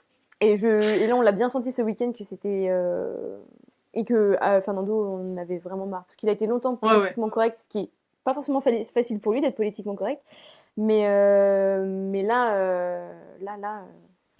Non, là, il a plus fait d'efforts. Là, il y avait plus de politiquement correct. Il n'y avait plus rien du tout là. Je pense que là, il faut juste attendre New Way et puis espérer qu'il y a un petit miracle qui passe au-dessus de leur tête et attendre quelques années. J'ai l'impression qu'ils attendent juste, tout le monde s'attend juste à ce que, parce que Adrien arrive, ça va tout changer. Ah bah non. Attention. Attention quoi, parce que j'ai l'impression que c'est. Alors effectivement, hein, Adrien Way est incroyable, hein, mais. Oui, mais il est pas miraculeux. Exactement, faut pas que ça, donc à voir, on verra ça. En tout cas, pour 2025, sachant que du coup, il travaille pas sur la voiture, ça ne risque pas de beaucoup changer. Ouais. On est d'accord. En Q3, on est globalement toujours sur la même chose, donc je vais pas vous repréciser, mais toujours Russell qui arrive de fou, les McLaren qui sont pas mal aussi, mais par contre, dans un premier temps, c'est Max qui prend la pole position. Devant Russell, deuxième, et Norris, troisième. En tout cas Verstappen qui réalise le meilleur temps. Ouais. Et qui perdra du coup cette pole position un peu plus tard au profit de Russell, puisqu'il y a eu une gêne en Q3 justement où Max est dans la trajectoire, elle n'est pas écarté sur le beau côté de la piste pour laisser passer Russell pendant son tour lancé, donc il prend une place de pénalité seulement. Bon, pour le coup, peut-être que ça fera taire certaines personnes qui disent que la FIA du côté de Max, hein, parce que cette saison, il a quand même pris des pénalités.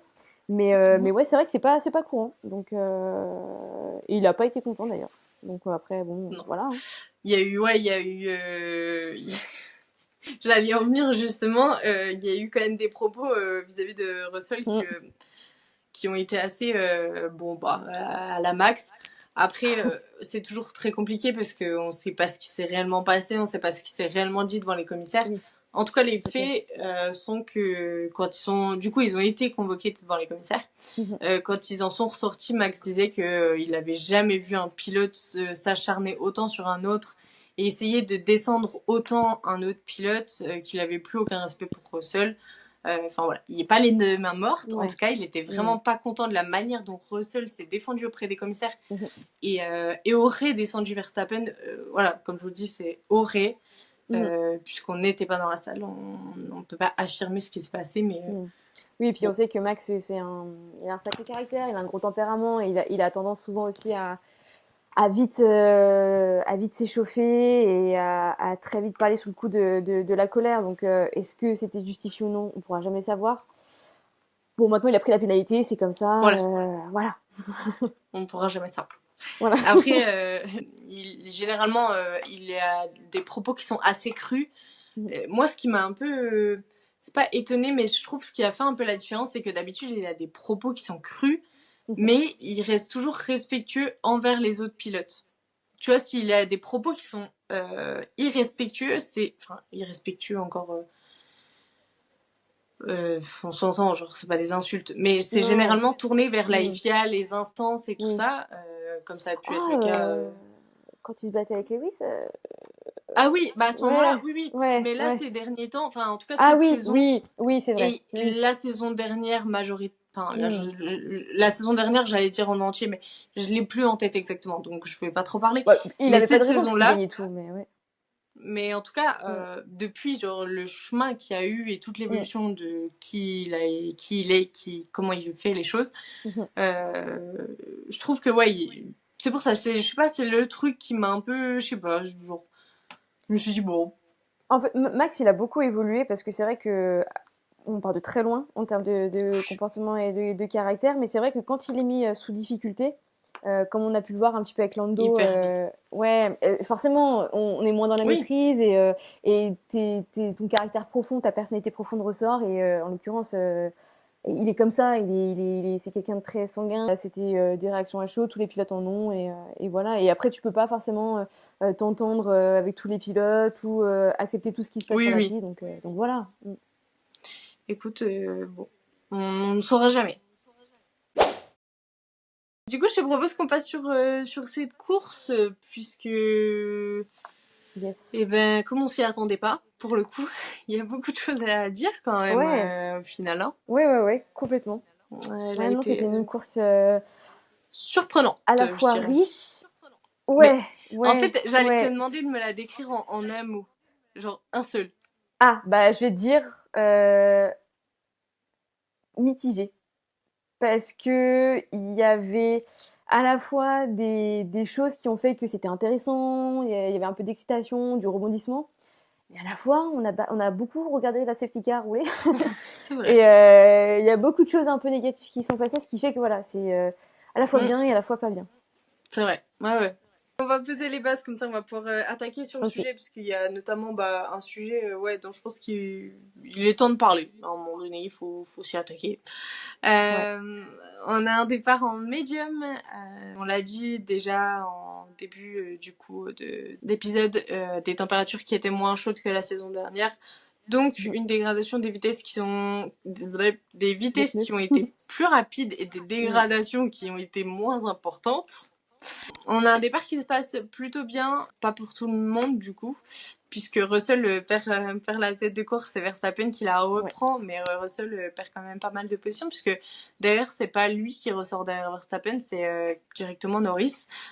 Il se fait vraiment attraper sévère. Norris franchement a eu un départ, lui qui deux fois est un peu moyen sur les départs, là franchement il y a eu je sais pas, en fait moi c'est pas lui que je m'attendais à voir bondir comme ça dès le départ, en tout cas même avant le premier virage, peut-être un petit peu après je m'y attendais dans les premiers tours, mais là comme ça non, enfin vraiment pas quoi. En fait Lando il est pas dingue dans les départs quand il est devant. Là en l'occurrence il a peut-être pas la pression d'être bon, sauf en sprint du coup, mais là quand t'as moins la pression de la première position, ça change un peu la donne. Et effectivement en l'occurrence, c'était pas le cas pour George. Non, le pauvre. Par contre, le départ, c'est pas super bien passé pour tout le monde. On a eu direct un drapeau jaune. On a eu... Alors, au départ 2 soucis en même temps, mais sur 2 groupes différents. Donc on a eu Hülkenberg qui a crevé à l'avant gauche puisqu'il y a eu un souci avec Ocon et Colapinto. Ouais, sandwich, ouais. Ils sont vraiment, comme tu dis, sandwich. Donc Hülkenberg a crevé, Colapinto et Ocon ont été obligés d'abandonner. Donc on a eu une safety car à ce moment-là, il me semble. Pas une virtual safety, non, une safety. On a forcément une safety car parce que les voitures étaient sur la piste, enfin étaient sur le côté, donc ouais, il y a une safety car. Oui, mais oui. Et du coup, Hülkenberg a pu changer de pneumatique et est reparti. Et dans le même temps, il y a eu un autre petit souci un peu plus à l'arrière avec Stroll et je sais plus, Albon. Stroll a pris 10 secondes puisqu'il y a eu une petite touchette. Enfin, il a un peu poussé clairement Stroll à Albon. Donc Stroll a pris 10 secondes de pénalité. Bon, ça fait déjà un petit départ un petit peu intense, quoi. Enfin, un peu intense, ouais, on peut le dire. C'était pas le départ le plus tranquille de l'histoire. Ouais, ça faisait longtemps qu'on n'avait pas eu des départs aussi énergiques. Ouais, c'est ça. Ouais. Si ça pouvait s'arrêter là, c'était beau. Ça ne s'est pas arrêté là. On a eu la relance de course. Là, c'était au tour de Lawson de faire un petit tête à queue. Il est parti. Je l'ai pas vu. Honnêtement, je sais pas ce qui s'est passé. Je l'ai vu, j'étais déjà en tête à queue, il repartait. Je sais absolument pas comment il s'est retrouvé dans cette situation. Je pourrais pas vous le dire. Je sais pas si toi tu sais. Mais j'en sais rien. Je me souviens plus. Non, je me souviens plus. Mais effectivement, ça s'enchaîne, quoi. Je sais pas ce qui s'est passé. Et vraiment, tout s'est enchaîné. Je crois que vraiment juste après, on demande à Stroll d'abandonner aussi.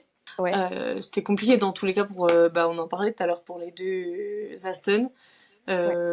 Alonso perdait beaucoup, il commence à s'énerver et dans le même temps, du coup, on demande à Stroll de dire c'est bon. Je disais quand il y a une droite, ça fonctionnait pas, que ça avançait pas. Du coup, forcément, tout le monde passait. Parce que le seul endroit où tu pouvais doubler, finalement, c'était à la fin de la ligne droite. Donc forcément, si toi, t'as pas de vitesse en ligne droite, c'est compliqué de pas te faire dépasser. Hein.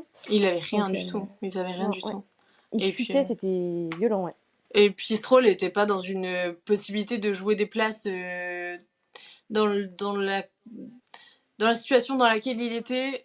Continuer ne servait pas à grand chose. Tu pouvais pas espérer remonter et aller grappiller des points, pardon. Ça servait à rien de. Autant ne pas forcer, quoi. Donc, bien que finalement Fernando était dans les points à la fin.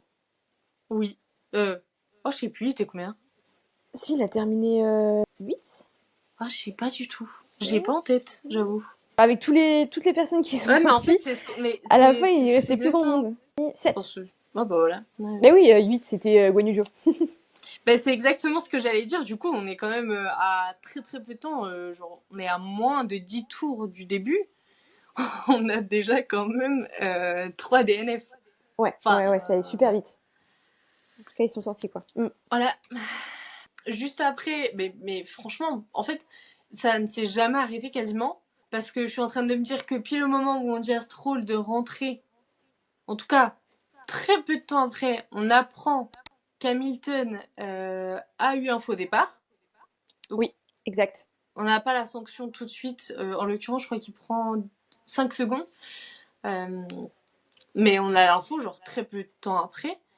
Donc, ça s'enchaîne directement. Ouais, ça a été assez rapide pour le coup, ouais. Bon, Hamilton, il le savait. En plus, c'était dur parce qu'il a fait son faux départ et son faux départ lui a aussi coûté au moment du départ parce que du coup il s'est avancé et en fait il s'est arrêté. Voilà, et du coup les autres sont partis, donc on l'a vu qu'il avait perdu beaucoup de place, donc en fait double peine entre la pénalité et son mauvais départ, donc rien n'allait. Et puis il le savait. Hein, ah oui.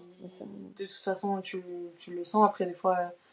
Ils disent rien. Bon, là, tout de suite, Hamilton a pris la radio et a dit c'est exactement ce que je disais tout à l'heure. Tu le sentais dépité et il disait voilà, je sais que je suis partie trop tôt. Sorry, je guys. m'excuse. Voilà.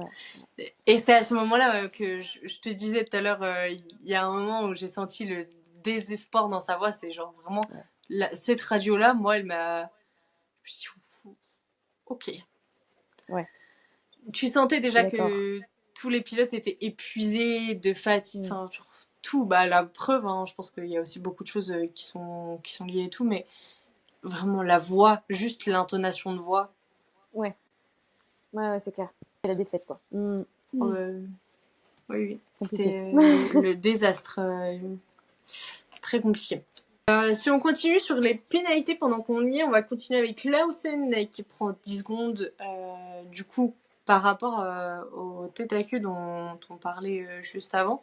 C'était avec Bottas, mais pareil, comme je vous dis, j'ai pas le pourquoi du comment. Je sais plus si c'était lui déjà avec qui ça s'était passé avec Colapinto au Mexique, ou si c'est justement c'était l'inverse. Mais c'est pas la première fois. Bah déjà, en fait, Lawson, il est dans une démarche où il veut prouver. Il veut sa place chez Red Bull et donc du coup en fait il est un peu comme en mode F2 et il y va quoi. Il réfléchit pas forcément à ce que ça peut coûter ou aux dégâts. Enfin après je suis pas dans sa tête mais j'ai vraiment l'impression qu'il est là pour prouver cette demi-saison, qu'il veut sa place chez Red Bull et que bah quoi qu'il en coûte, il fera ce qu'il faut faire quoi. Oui, et puis je pense que dans tous les cas il sait très bien ce qui se passe, ce qui se joue actuellement chez Red Bull. Ça doit clairement intensifier en plus le fait de dire bon allez, faut que je joue. J'ai pas le choix quoi. Vous taillez à fond, ouais. Ah, ouais. Bon là en l'occurrence il aura pas eu beaucoup de mal à remonter sur cette course-là. En vrai il a fait un plutôt pas mauvais résultat pour le début de week-end qu'il avait eu. En même temps comme tu disais c'est pas si compliqué quand on a la moitié qui DNF. Mais ça aide. Faut croire que ça a l'air de suffire en tout cas pour l'instant puisque il semblerait que ça soit plutôt pas mal pour lui du côté de le futur. Voyons ce qu'il en sera. Russell a eu un petit moment compliqué. Alors après, j'allais dire après Norris, après Verstappen, après Fernando qui s'énerve pendant le week-end, c'était au tour de Russell. Lui, c'était un petit souci sur son, un souci sur son pit stop qui est complètement foiré. Il prend 7 secondes à faire. C'est juste énorme. Je sais pas si on se rend. En vrai, dit comme ça, 7 secondes, c'est pas si énorme pour ceux qui n'ont pas l'habitude. Mais 7 secondes. Un pit stop, voilà. C'est beaucoup. Généralement, on est autour des... C'est 3 fois le temps habituel, quoi. Ouais, c'est ça. Énorme. Donc, non, c'est assez imposant. Du coup, bah, forcément, ça lui fait perdre beaucoup. En plus, on lui met des durs avec lesquels il est pas satisfait. Il s'en est plein. Mais vraiment, il s'en est plein de ces hards. Bah, ça, c'est clair, ouais.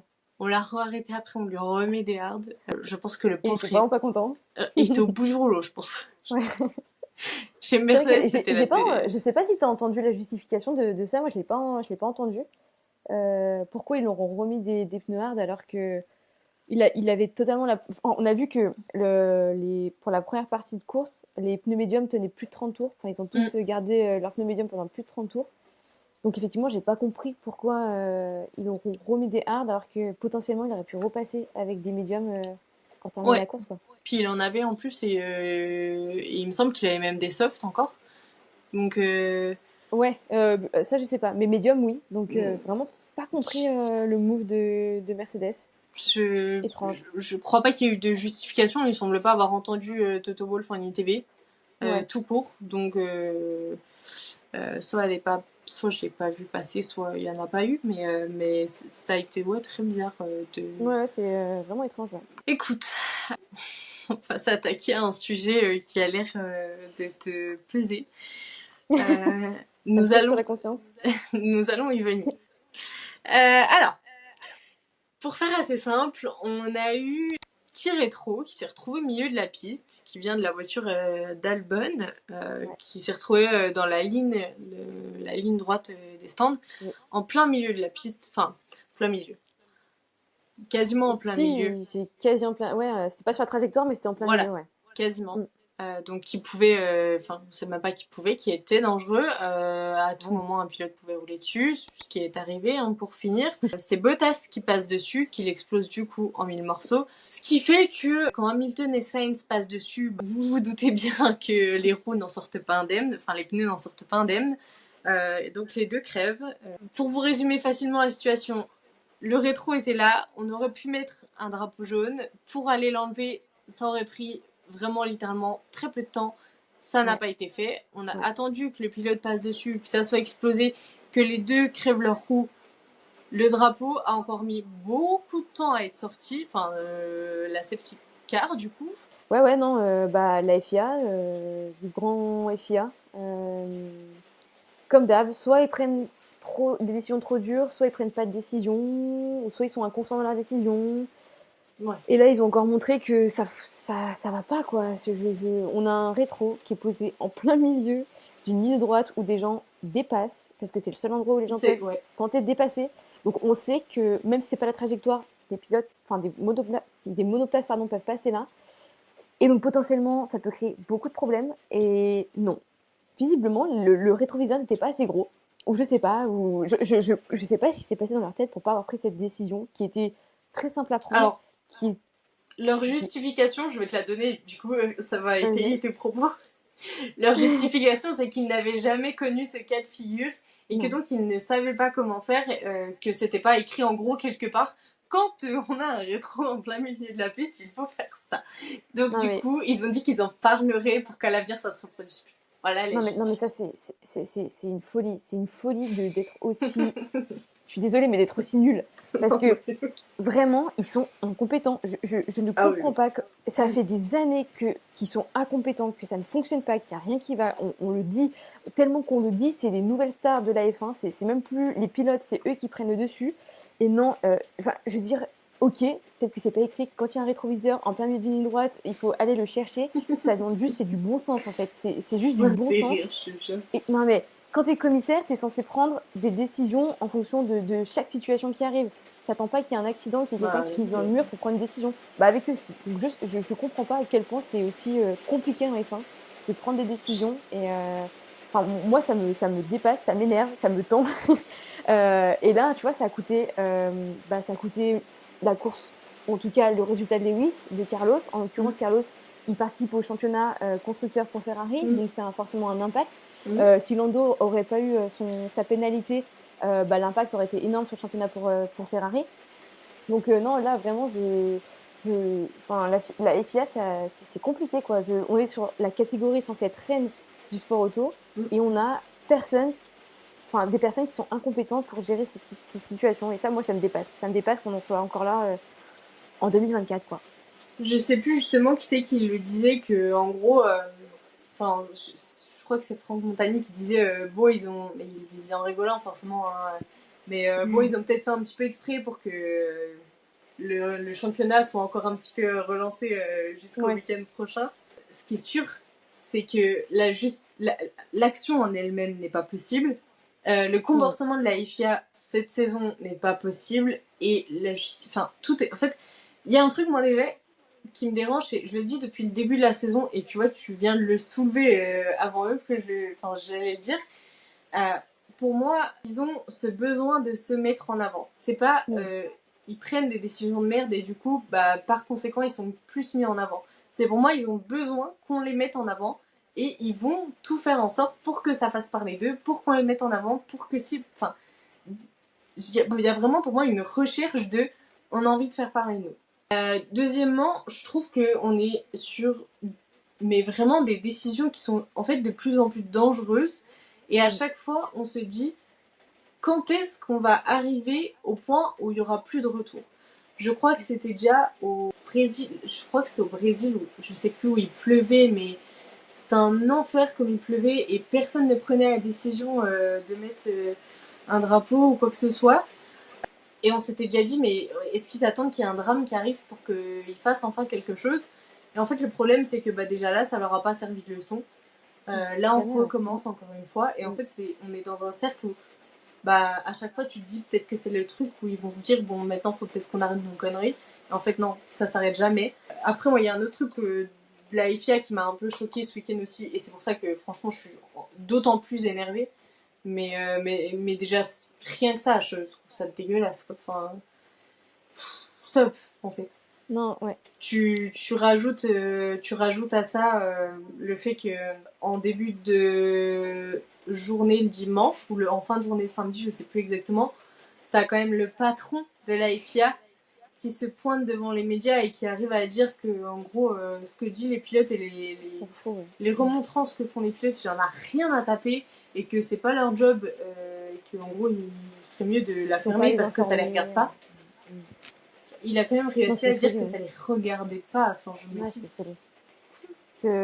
Mais ça montre, hein, ça montre à quel point ça fonctionne pas et qu'il y a un c'est truc qui va honteux. pas et que ils ont beau changer les directeurs de course, ils ont beau changer ci, ça ne Voilà, c'est fonctionne pas pas. les Il y a directeurs de un... course le problème. Ouais, non, mais tu sais, quand il y avait des problèmes en 2021, bah, ça Bah vire ouais, mais telle personne, après ça remet en cause certaines personnes, et en fait, finalement, le vrai problème, c'est juste la FIA, le règlement, la gestion des courses, et en fait, il y a un énorme travail de fond à faire, sauf qu'en fait, très peu de chances que ça soit puis réalisé, et que visiblement, ben, ça leur fait rien.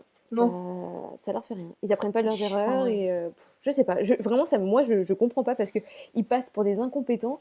Et enfin, je sais pas, moi, si on me reproche dans mon travail de faire des choses qu'il faut pas faire, bah, ok, bah, j'améliore ça, tu vois, Bah ouais. j'apporte les modifications, les améliorations. Et eux, non, bon, bah écoute, Non. je crois qu'on va devoir vivre avec ça. Eux, ils te regardent dans les yeux et ils te disent bah non, c'est pas le problème. Tu vois? Exactement. Donc, c'est Euh, vraiment les patrons toxiques. Donc, ouais, non, écoute, je sais pas quoi dire parce que de toute façon, ils ont pas envie de changer et ça ne change pas. Donc, Le problème, c'est voilà. que je pense que plus on va aller dans cet état d'esprit, plus on va aller là-dedans, moins déjà on va attirer dans le sens où bah il y a des décisions hors ça qui sont prises qui font que la Formule 1 est moins attirante que ce qu'elle a pu être dans les quelques années juste avant. Là, on sort un petit peu de ces années où tout est incroyable et on attire un public énorme. Et en plus de ça, si vraiment on arrive à ça, on perd des gens en fait, clairement, parce que enfin, quand tu regardes un sport où le patron te regarde et te dit ce que vous pensez, genre rien à péter, Ouais, non, c'est compliqué. t'as pas envie de regarder, enfin, genre vraiment, sauf si t'es juste si, enfin, je me mets à la place de quelqu'un qui regarde comme ça pour se faire kiffer de temps en temps, qui met le dimanche à la télé et tout. Moi, je me dis, vas-y, je vais regarder un autre sport. Enfin, ciao, quoi. Vas-y, Mais il y en a plein, hein. Il y en a plein. Enfin, moi, je ressens de la part des gens avec qui j'échange sur les réseaux, etc., qu'il y a un vrai ras-le-bol aussi bien dans le sport en lui-même que dans ce que fait la FIA, les décisions de la FIA. Et en fait, effectivement, je pense qu'on a eu une pente ascendante Ouais. avec Netflix, etc. Et bah, c'est normal, c'est nouveau pour tout le monde et la découverte du sport. Et en fait, l'année dernière, le championnat a fait du mal parce que Max a survolé le championnat. Et maintenant, on a les décisions de la FIA qui ont aussi leur impact. C'est ça. Donc en fait, ouais, la F1, c'est compliqué. C'est compliqué. Ouais. Tout le monde se disait, bon, là, cette saison, la compétition est relancée, on n'a plus une saison comme la saison dernière, donc ça va permettre aux gens de rester. Au final, c'est autre chose qui fait partie. Ouais. Donc, au final, c'est Exactement. pas mieux. Rien ne change et on n'apprend pas des erreurs. Non, totalement. C'est nul. Du coup, pour finir, on finit quand même par rapport à une safety car. Hein, Sainz rate son pit stop pendant ce temps. Oui. Bon. Écoutez, ça faisait longtemps, franchement, ça faisait longtemps chez Ferrari qu'on faisait pas des petites folies comme ça. Là, en soi, le pneu crevé était quand même un petit peu... Oui, ça a impacté l'arrêt de toute façon. Un petit peu. Ça aurait été un arrêt classique, je pense pas qu'il soit loupé, mais là, effectivement, je crois que c'est Franck qui expliquait que de toute façon, la voiture, on le voit bien, hein, il arrive, il manque le pneu, donc elle est déséquilibrée, donc c'est compliqué pour les mécaniciens. Puis c'est pas tous les jours que ça t'arrive de changer un pneu crevé, donc non. Bon, ça arrive. Je pense pas. C'est quand tu t'entraînes, tu fais pas ça avec des pneus crevés généralement. Non. Du coup, on repart sur la relance où Verstappen, est devant. Il va se faire un peu reprendre par Norris. Il va commencer à se faire rattraper. Norris commence un peu à se chauffer pour aller chercher Max. Il va vite être arrêté dans son élan. Il va prendre par la suite une petite sanction. On va le voir juste après. Une grosse même. Hein. Ouais, oui. C'est vrai. Mais pour l'instant, on est reparti sur ce court moment de course où il commence à remonter sur Verstappen. Sauf que on vient tout juste de repartir que Pérez a déjà un souci au niveau de sa transmission.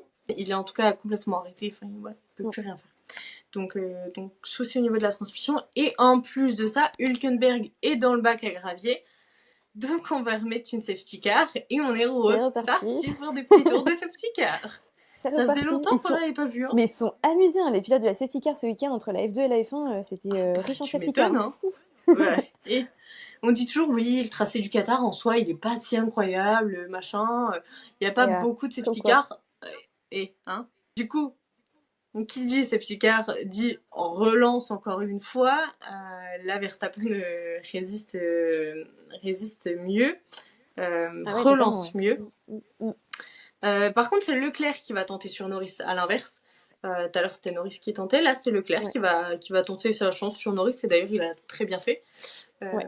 Puisque, en fait, juste derrière, Norris on va apprendre qu'il prend du coup un stop and go pour vitesse sous safety car. Il n'a pas assez réduit sa vitesse sous safety car. Donc, il prend 10 secondes de stop and go. Ce qui le pénalise énormément, vous vous en doutez. Ça le fait redescendre dernier, puisqu'ils sont plus beaucoup. Hein.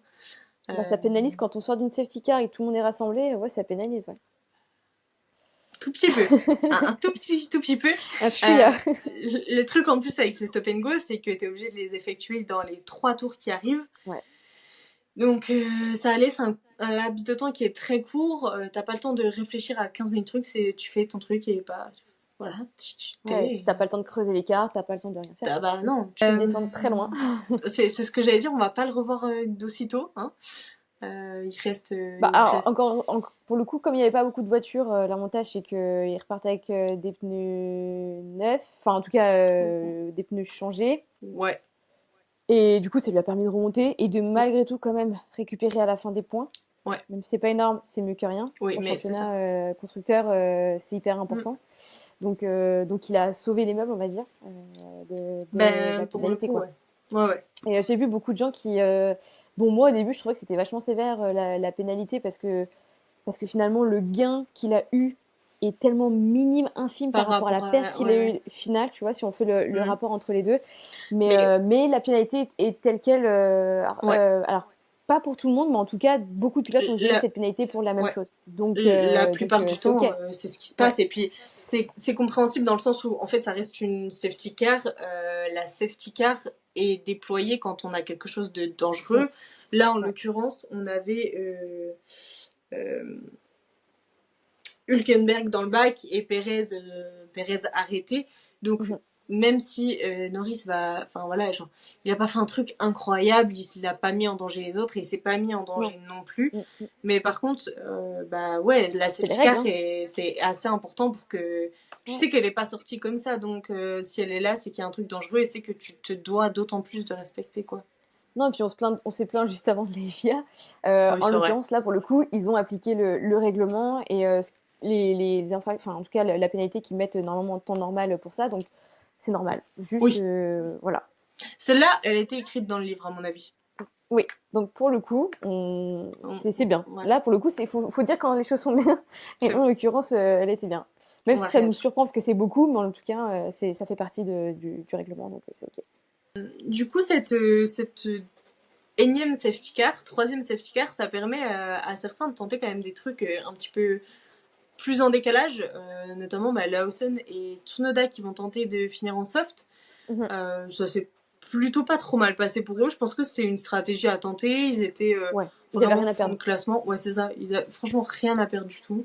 C'est sûr qu'à ce moment-là, ça allait pas les aider non plus à faire une place incroyable, mais ça avait toujours le mérite d'être là et c'est toujours mieux que rien. Si on continue un peu dans tout ce qui est pénalité, justement, c'est Lewis aussi qui prend encore une pénalité, en plus de sa pénalité de faux départ, bien entendu. Ça ne s'arrête pas là pour lui, c'est pas comme s'il était déjà à bout, mais bon. Au bout, ouais. Quand t'es au bout, quand t'es au fond, tu peux toujours tomber plus au fond encore. Lewis, c'était ça.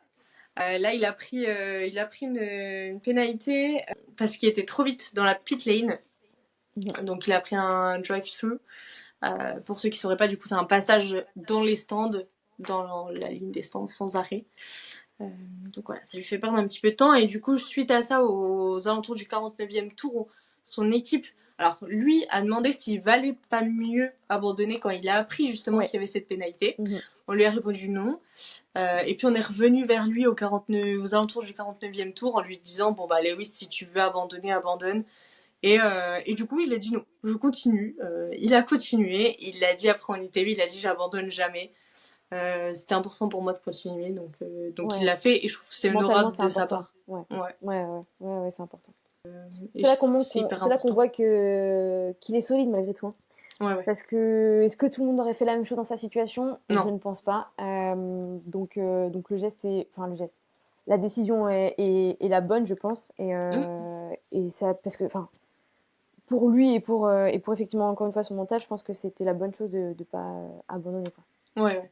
Et puis, je pense qu'il y a aussi un petit peu une part de Lewis toujours qui pense en ok, derrière il y a des personnes qui travaillent pour la voiture, qui travaillent pour Mhm, qu'on puisse mhm. courir et tout, donc je pense qu'il est Oui, assez ouais, reconnaissant là-dessus et totalement. assez fair là-dessus pour aussi Ouais, penser ouais, à ce c'est genre de clair. truc. Donc voilà, le pauvre, sa course Pas dingue. n'était pas incroyable, son week-end non plus, la fin de saison non Enfin, plus. ouais, c'est à Voilà, l'image de sa fin de saison, ouais. ouais c'est ça.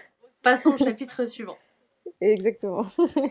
On va du coup commencer à clôturer cette course par Ouais. une belle performance, celle de Gasly, qui finit sixième du coup et qui se bataillait même sur la fin avec 5, 5, Sainz. 5, 5. Il a fini cinquième. Il a réussi à passer Sainz. Ouais, il est cinquième, ouais, Pierre. Voilà. En fait, Euh, c'est Sainz qui a pas réussi à le doubler. ok. Il Et a galéré derrière ben Pierre pendant très longtemps. et c'est beau, c'est ce que j'allais dire, c'est super beau Ouais, comme ouais, image quand tu sais bon quand tu vois le début de saison et tout. ouais, Te dire que tu arrives à te batailler en fin de course avec une Ferrari et ouais. ne pas réussir à le laisser pas, enfin du coup Juste réussir à ne pas le à laisser passer. défendre, ouais, ouais, ouais, ouais, Euh, c'est très beau. ouais, Il a ouais. eu une course qui était très belle et cette fin de course notamment les d'autant plus quoi je trouve. Ouais, non, je suis d'accord. Bah, la finalité est belle, ouais, ça c'est clair. Mm.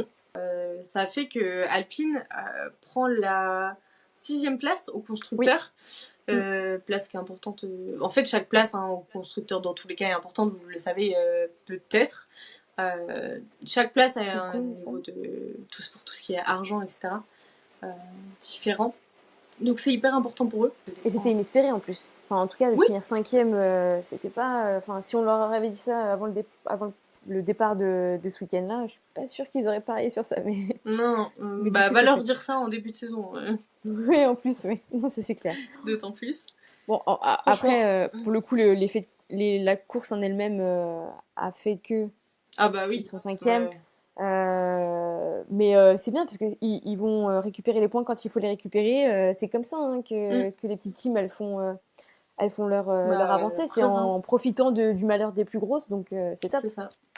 On clôture avant ces résultats sur une dernière pénalité, puisque bien évidemment, bah, il faut bien commencer et terminer de la même manière. C'est Albon du coup qui prend une pénalité de 10 secondes pour avoir poussé Magnussen, il me semble, Mm. en dehors de la piste lors d'un dépassement. Donc Ouais.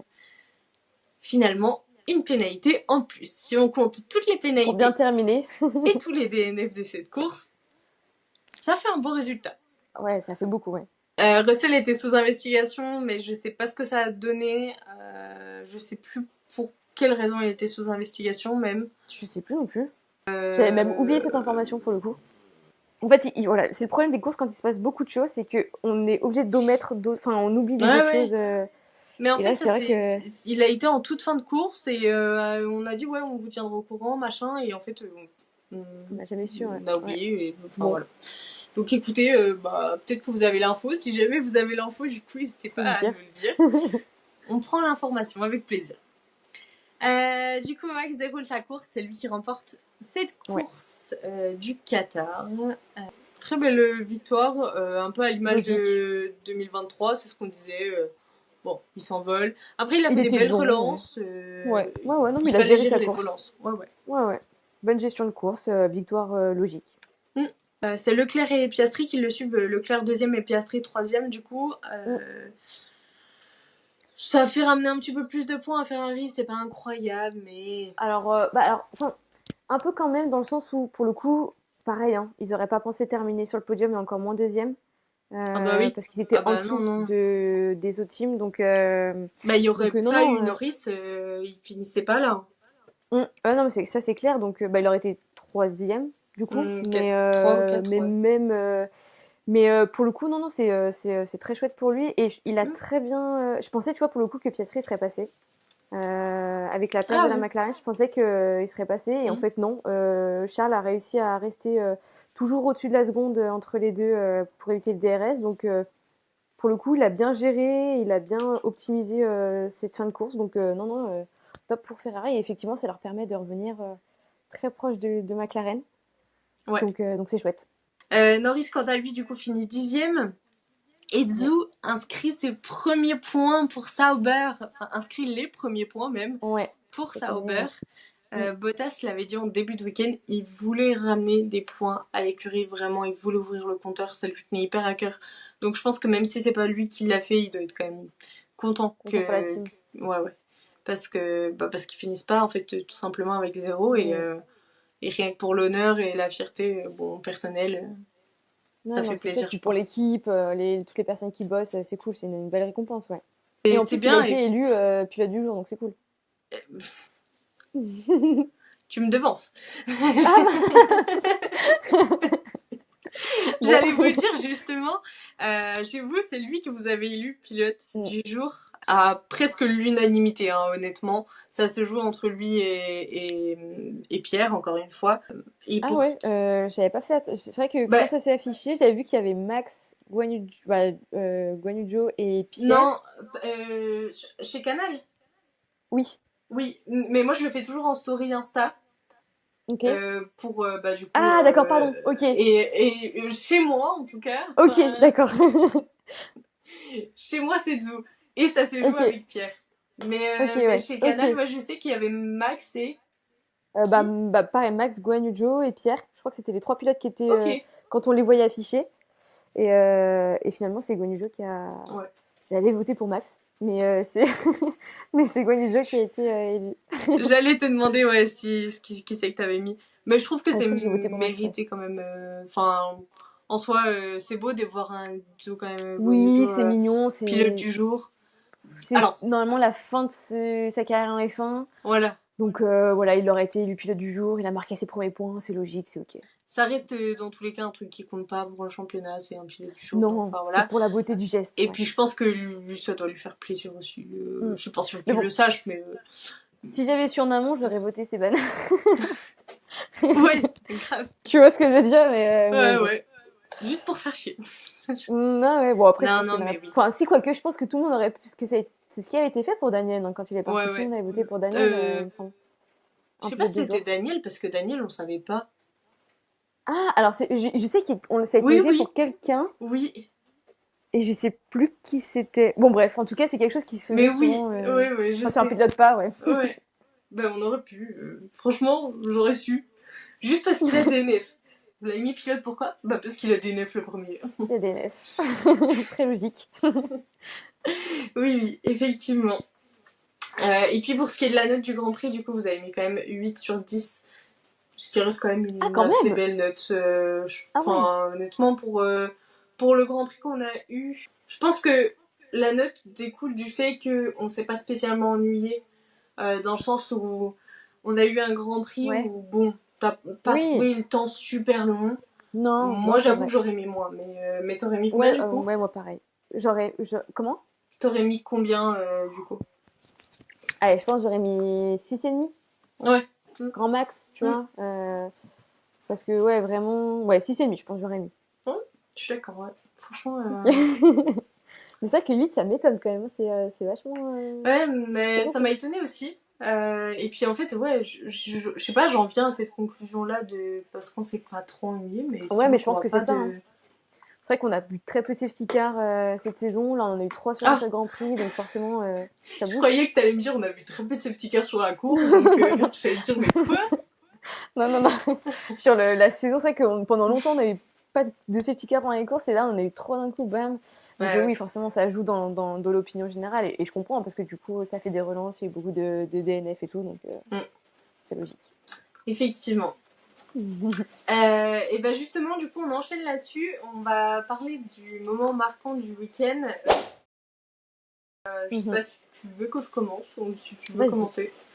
Allez. Il me semblait qu'on avait mis le même. Du coup, je vais en trouver un autre. Du coup, mais je reviens un peu à ce qu'on disait. Pour le beau geste que c'est, je pense que je retiendrai le fait que Zhou ait marqué les premiers points pour Sauber. Je pensais que ça serait Bottas qui les marquerait. Donc le fait que ça soit Zhou qui les marque, je trouve ça d'autant plus important. Enfin, ça me marque un peu d'autant plus que si c'était un Bottas où ça me paraît un peu plus logique. Ouais, je comprends. Bah écoute, moi ce qui m'a marqué ce week-end, bon je referai pas le discours de tout à l'heure, hein, mais c'est avec grande surprise la FIA. Tada Ouais non bah que dire de plus de ce qu'on a dit tout à l'heure, c'est juste que la FIA a fait des siennes et elle a impacté ce Grand Prix par ses décisions et elle a impacté le championnat constructeur par ses décisions, donc forcément on peut pas passer à côté de ça. Donc voilà, moi c'est ce qui m'a marqué négativement pour le coup et pas positivement comme toi avec Guan Yu Zhou. Donc voilà, on va pas redire ce qu'on a déjà dit, mais malheureusement c'est la FIA qui m'a le plus impacté ce week-end. Et je pense que globalement sur la saison, parce que là on parle du moment marquant du Grand Prix, mais je pense que si on doit parler d'un truc marquant sur la saison, la FIA reviendrait un petit peu dans ce qui se dit le plus probablement. souvent aussi. Probablement. Je pense. On demandera à la dernière personne la semaine prochaine. J'ai hâte de savoir du coup. Eh ben écoute, du coup je te propose qu'on termine avec le petit jeu de fin. Du coup on fait les pronos pour cette fin de saison. Trop bien. Alors forcément, on a déjà notre champion pilote, donc je vais pas te demander qui sera champion pilote. Non. Mais je vais commencer par te demander ton prono pour la deuxième place du championnat pilote. Alors, mon cœur va forcément répondre Charles. Maintenant, si on est plus objectif sur la situation, c'est plus probable que Lando soit vice-champion. Mais bon, encore une fois, on n'est pas à l'abri d'un accrochage, d'une décision de la FIA, de plein de choses. Ou juste d'un Charles hyper en forme et la monoplace qui cartonne sur la course. Donc allez, je vais prendre des pronos risqués. Je vais dire que c'est Charles qui est vice-champion. Et ben du coup, pareil, on va jouer un peu sur les mêmes bases, le championnat constructeur. Alors, ça fait quelques courses que je tiens à dire que c'est Ferrari, donc je vais prendre le risque jusqu'au bout. Oh, wow.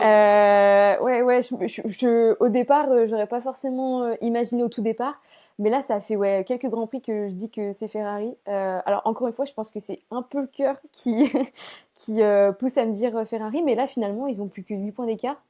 Ah non, c'est au championnat pilote qu'ils ont 8 points d'écart. C'est 20 en constructeur, donc en fait, je prends plus de risques. Non, ils ont 20, plus je crois. Que 20.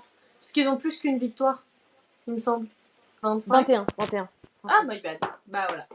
21. Donc 21, ouais, je prends le risque. Je prends le risque de dire Ferrari, même si effectivement c'est jouable, hein. Plus pro. Encore une fois, voilà, on sait pas. Hein, il suffit que les deux Ferrari nous font 1 et 2 et que les McLaren ont des soucis ou il peut se passer plein de choses, hein, mais j'ai envie d'y croire pour Ferrari jusqu'au bout. Ouais, alors je dis Ferrari. Bon, je pense que c'est très risqué, hein, et je suis pas sûre de remporter ce pari, mais je le fais, je le tiens jusqu'au bout. Il faut prendre des risques des fois. Bah voilà, c'est ton risque. On fait comme les pilotes. Du coup, la dernière place, c'est du championnat pilote. Je vais mettre pause le temps que je regarde le classement. Parce que j'ai plus en tête.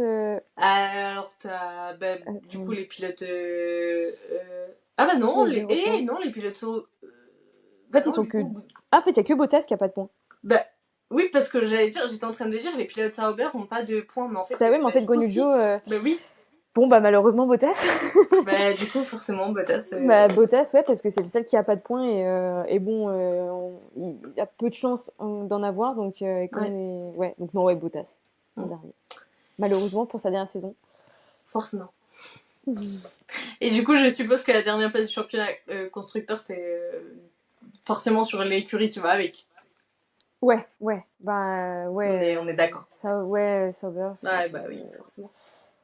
Voilà. Forcément. La place d'Alpine au championnat.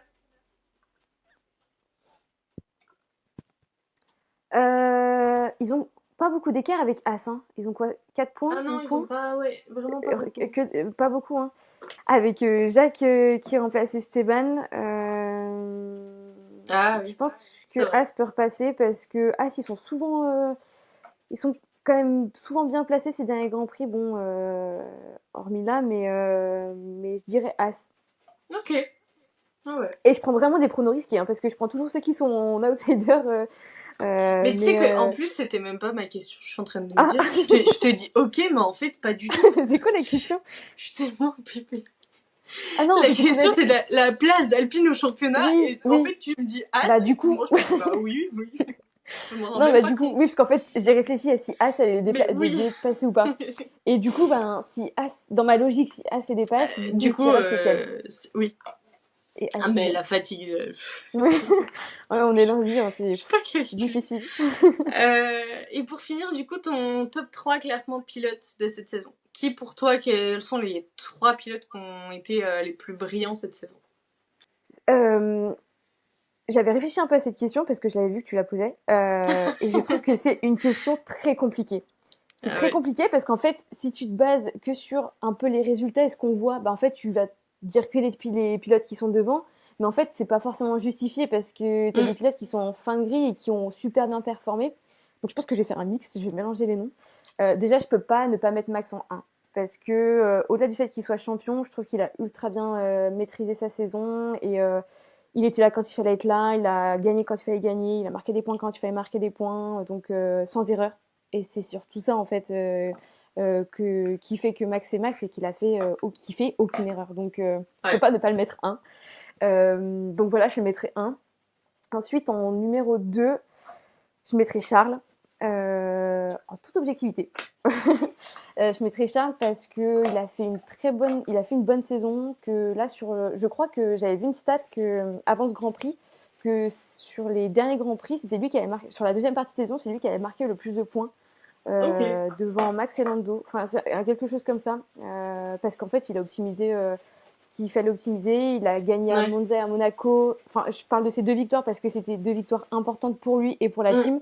Ouais, ouais. Pour débloquer des choses et c'était là où il fallait gagner pour eux en tout cas. Donc ouais, je mettrais Charles parce que une amélioration, il a été solide, beaucoup moins d'erreurs qu'avant. Ouais, donc je mettrais Charles. Et en plus avec une team qui l'aide pas forcément à avoir à être vice-champion parce Ouais. que Ferrari n'est pas enfin, a du mal à dire qui est un, qui est numéro 2 et à aider celui qui performe. Donc je trouve que c'est La, plutôt chouette. Comment? la raison de pourquoi j'ai peur d'Hamilton chez Ferrari. Donc voilà. Et en troisième, j'ai pas envie de mettre un pilote McLaren parce que avec la voiture qu'ils ont eue, je trouve qu'ils ont pas forcément. Ils ont fait beaucoup d'erreurs, je trouvais, par rapport Ouais. à. Et donc j'ai pas trop envie de mettre eux. Donc je vais mettre un pilote. Je pense que personne n'a dû dire quand t'as posé cette question, mais j'ai envie de mettre Nico Hülkenberg. Ah, j'étais Je sûre que m'explique. t'allais répondre ça. Ah ouais, Yes. c'est Oui. vrai. C'est marrant ça. Euh, Alors, je pense que plein de gens vont dire Ouah, pourquoi le mettre en numéro 3 Parce qu'en fait, il est 10e actuellement du championnat, Hmm. qu'il a été souvent en Q3, Ouais. qu'il a marqué des points quand il fallait marquer des points, et il a été hyper régulier. Donc j'ai envie de le mettre numéro 3 et Hmm. il a fait une très belle saison, Et très puis il a solide. eu, je trouve, une bonne évolution par rapport aux saisons d'avant. Alors, certes, la voiture a évolué, mais lui, personnellement aussi. Hein. Ouais. En fait, il a totalement assuré, et Magnussen aussi, mais un peu moins du coup, mais ils ont une voiture qui est en amélioration et il a fait marcher la voiture, il a optimisé ce qu'il fallait optimiser et voilà, il mérite sa 3e place dans mon classement. Et ben, je suis totalement d'accord. Bon, bah trop bien. Finalement, je partage ce classement. Ah bon, bah trop bien, trop cool. Non, ouais, Hülkenberg, je trouve, ok, certes, mais quoique, je pense pas que ce soit une si grosse surprise que ça, parce qu'on est beaucoup quand même beaucoup, pas mal à dire que il a eu Mm. un regain il y a quand même un paramètre dans lequel on peut pas avoir négligence, c'est qu'il est pas tout jeune non plus, il est plus tout jeune, en tout cas, il est Non, plus ouais. aussi jeune qu'avant, et il a réussi à relancer la machine Mm. quand il le fallait, au moment où il le fallait, et a réussi à garder sa place pour l'année prochaine sur la grille, alors que honnêtement, on le sait, les places valent très cher pour l'année c'est prochaine. clair. Donc, franchement, je suis très, très, très contente pour lui sur cette saison. Ouais, je suis je suis d'accord. d'accord. Parfait. Et ben écoute, on va clôturer ici.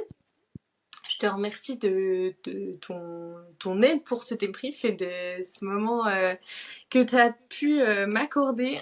J'espère que ça t'aura plu, que ça aura pas été trop fatigant pour toi. Non, merci. Merci à toi hein, de m'avoir Avec proposé plaisir.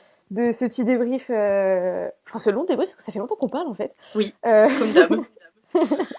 Pour ce débrief, non, c'était super cool, j'ai adoré. Avec grand plaisir, merci à toi. Je vous l'ai dit, tous ces réseaux sociaux en description, bien évidemment. Je sais pas, je vous invite à aller voir tout ça, mais allez vraiment, genre, allez-y. En l'occurrence, t'as parlé de projets au tout début qui sont super cool, donc allez voir. Prenez au moins le temps d'aller voir tout ça et de vous y intéresser.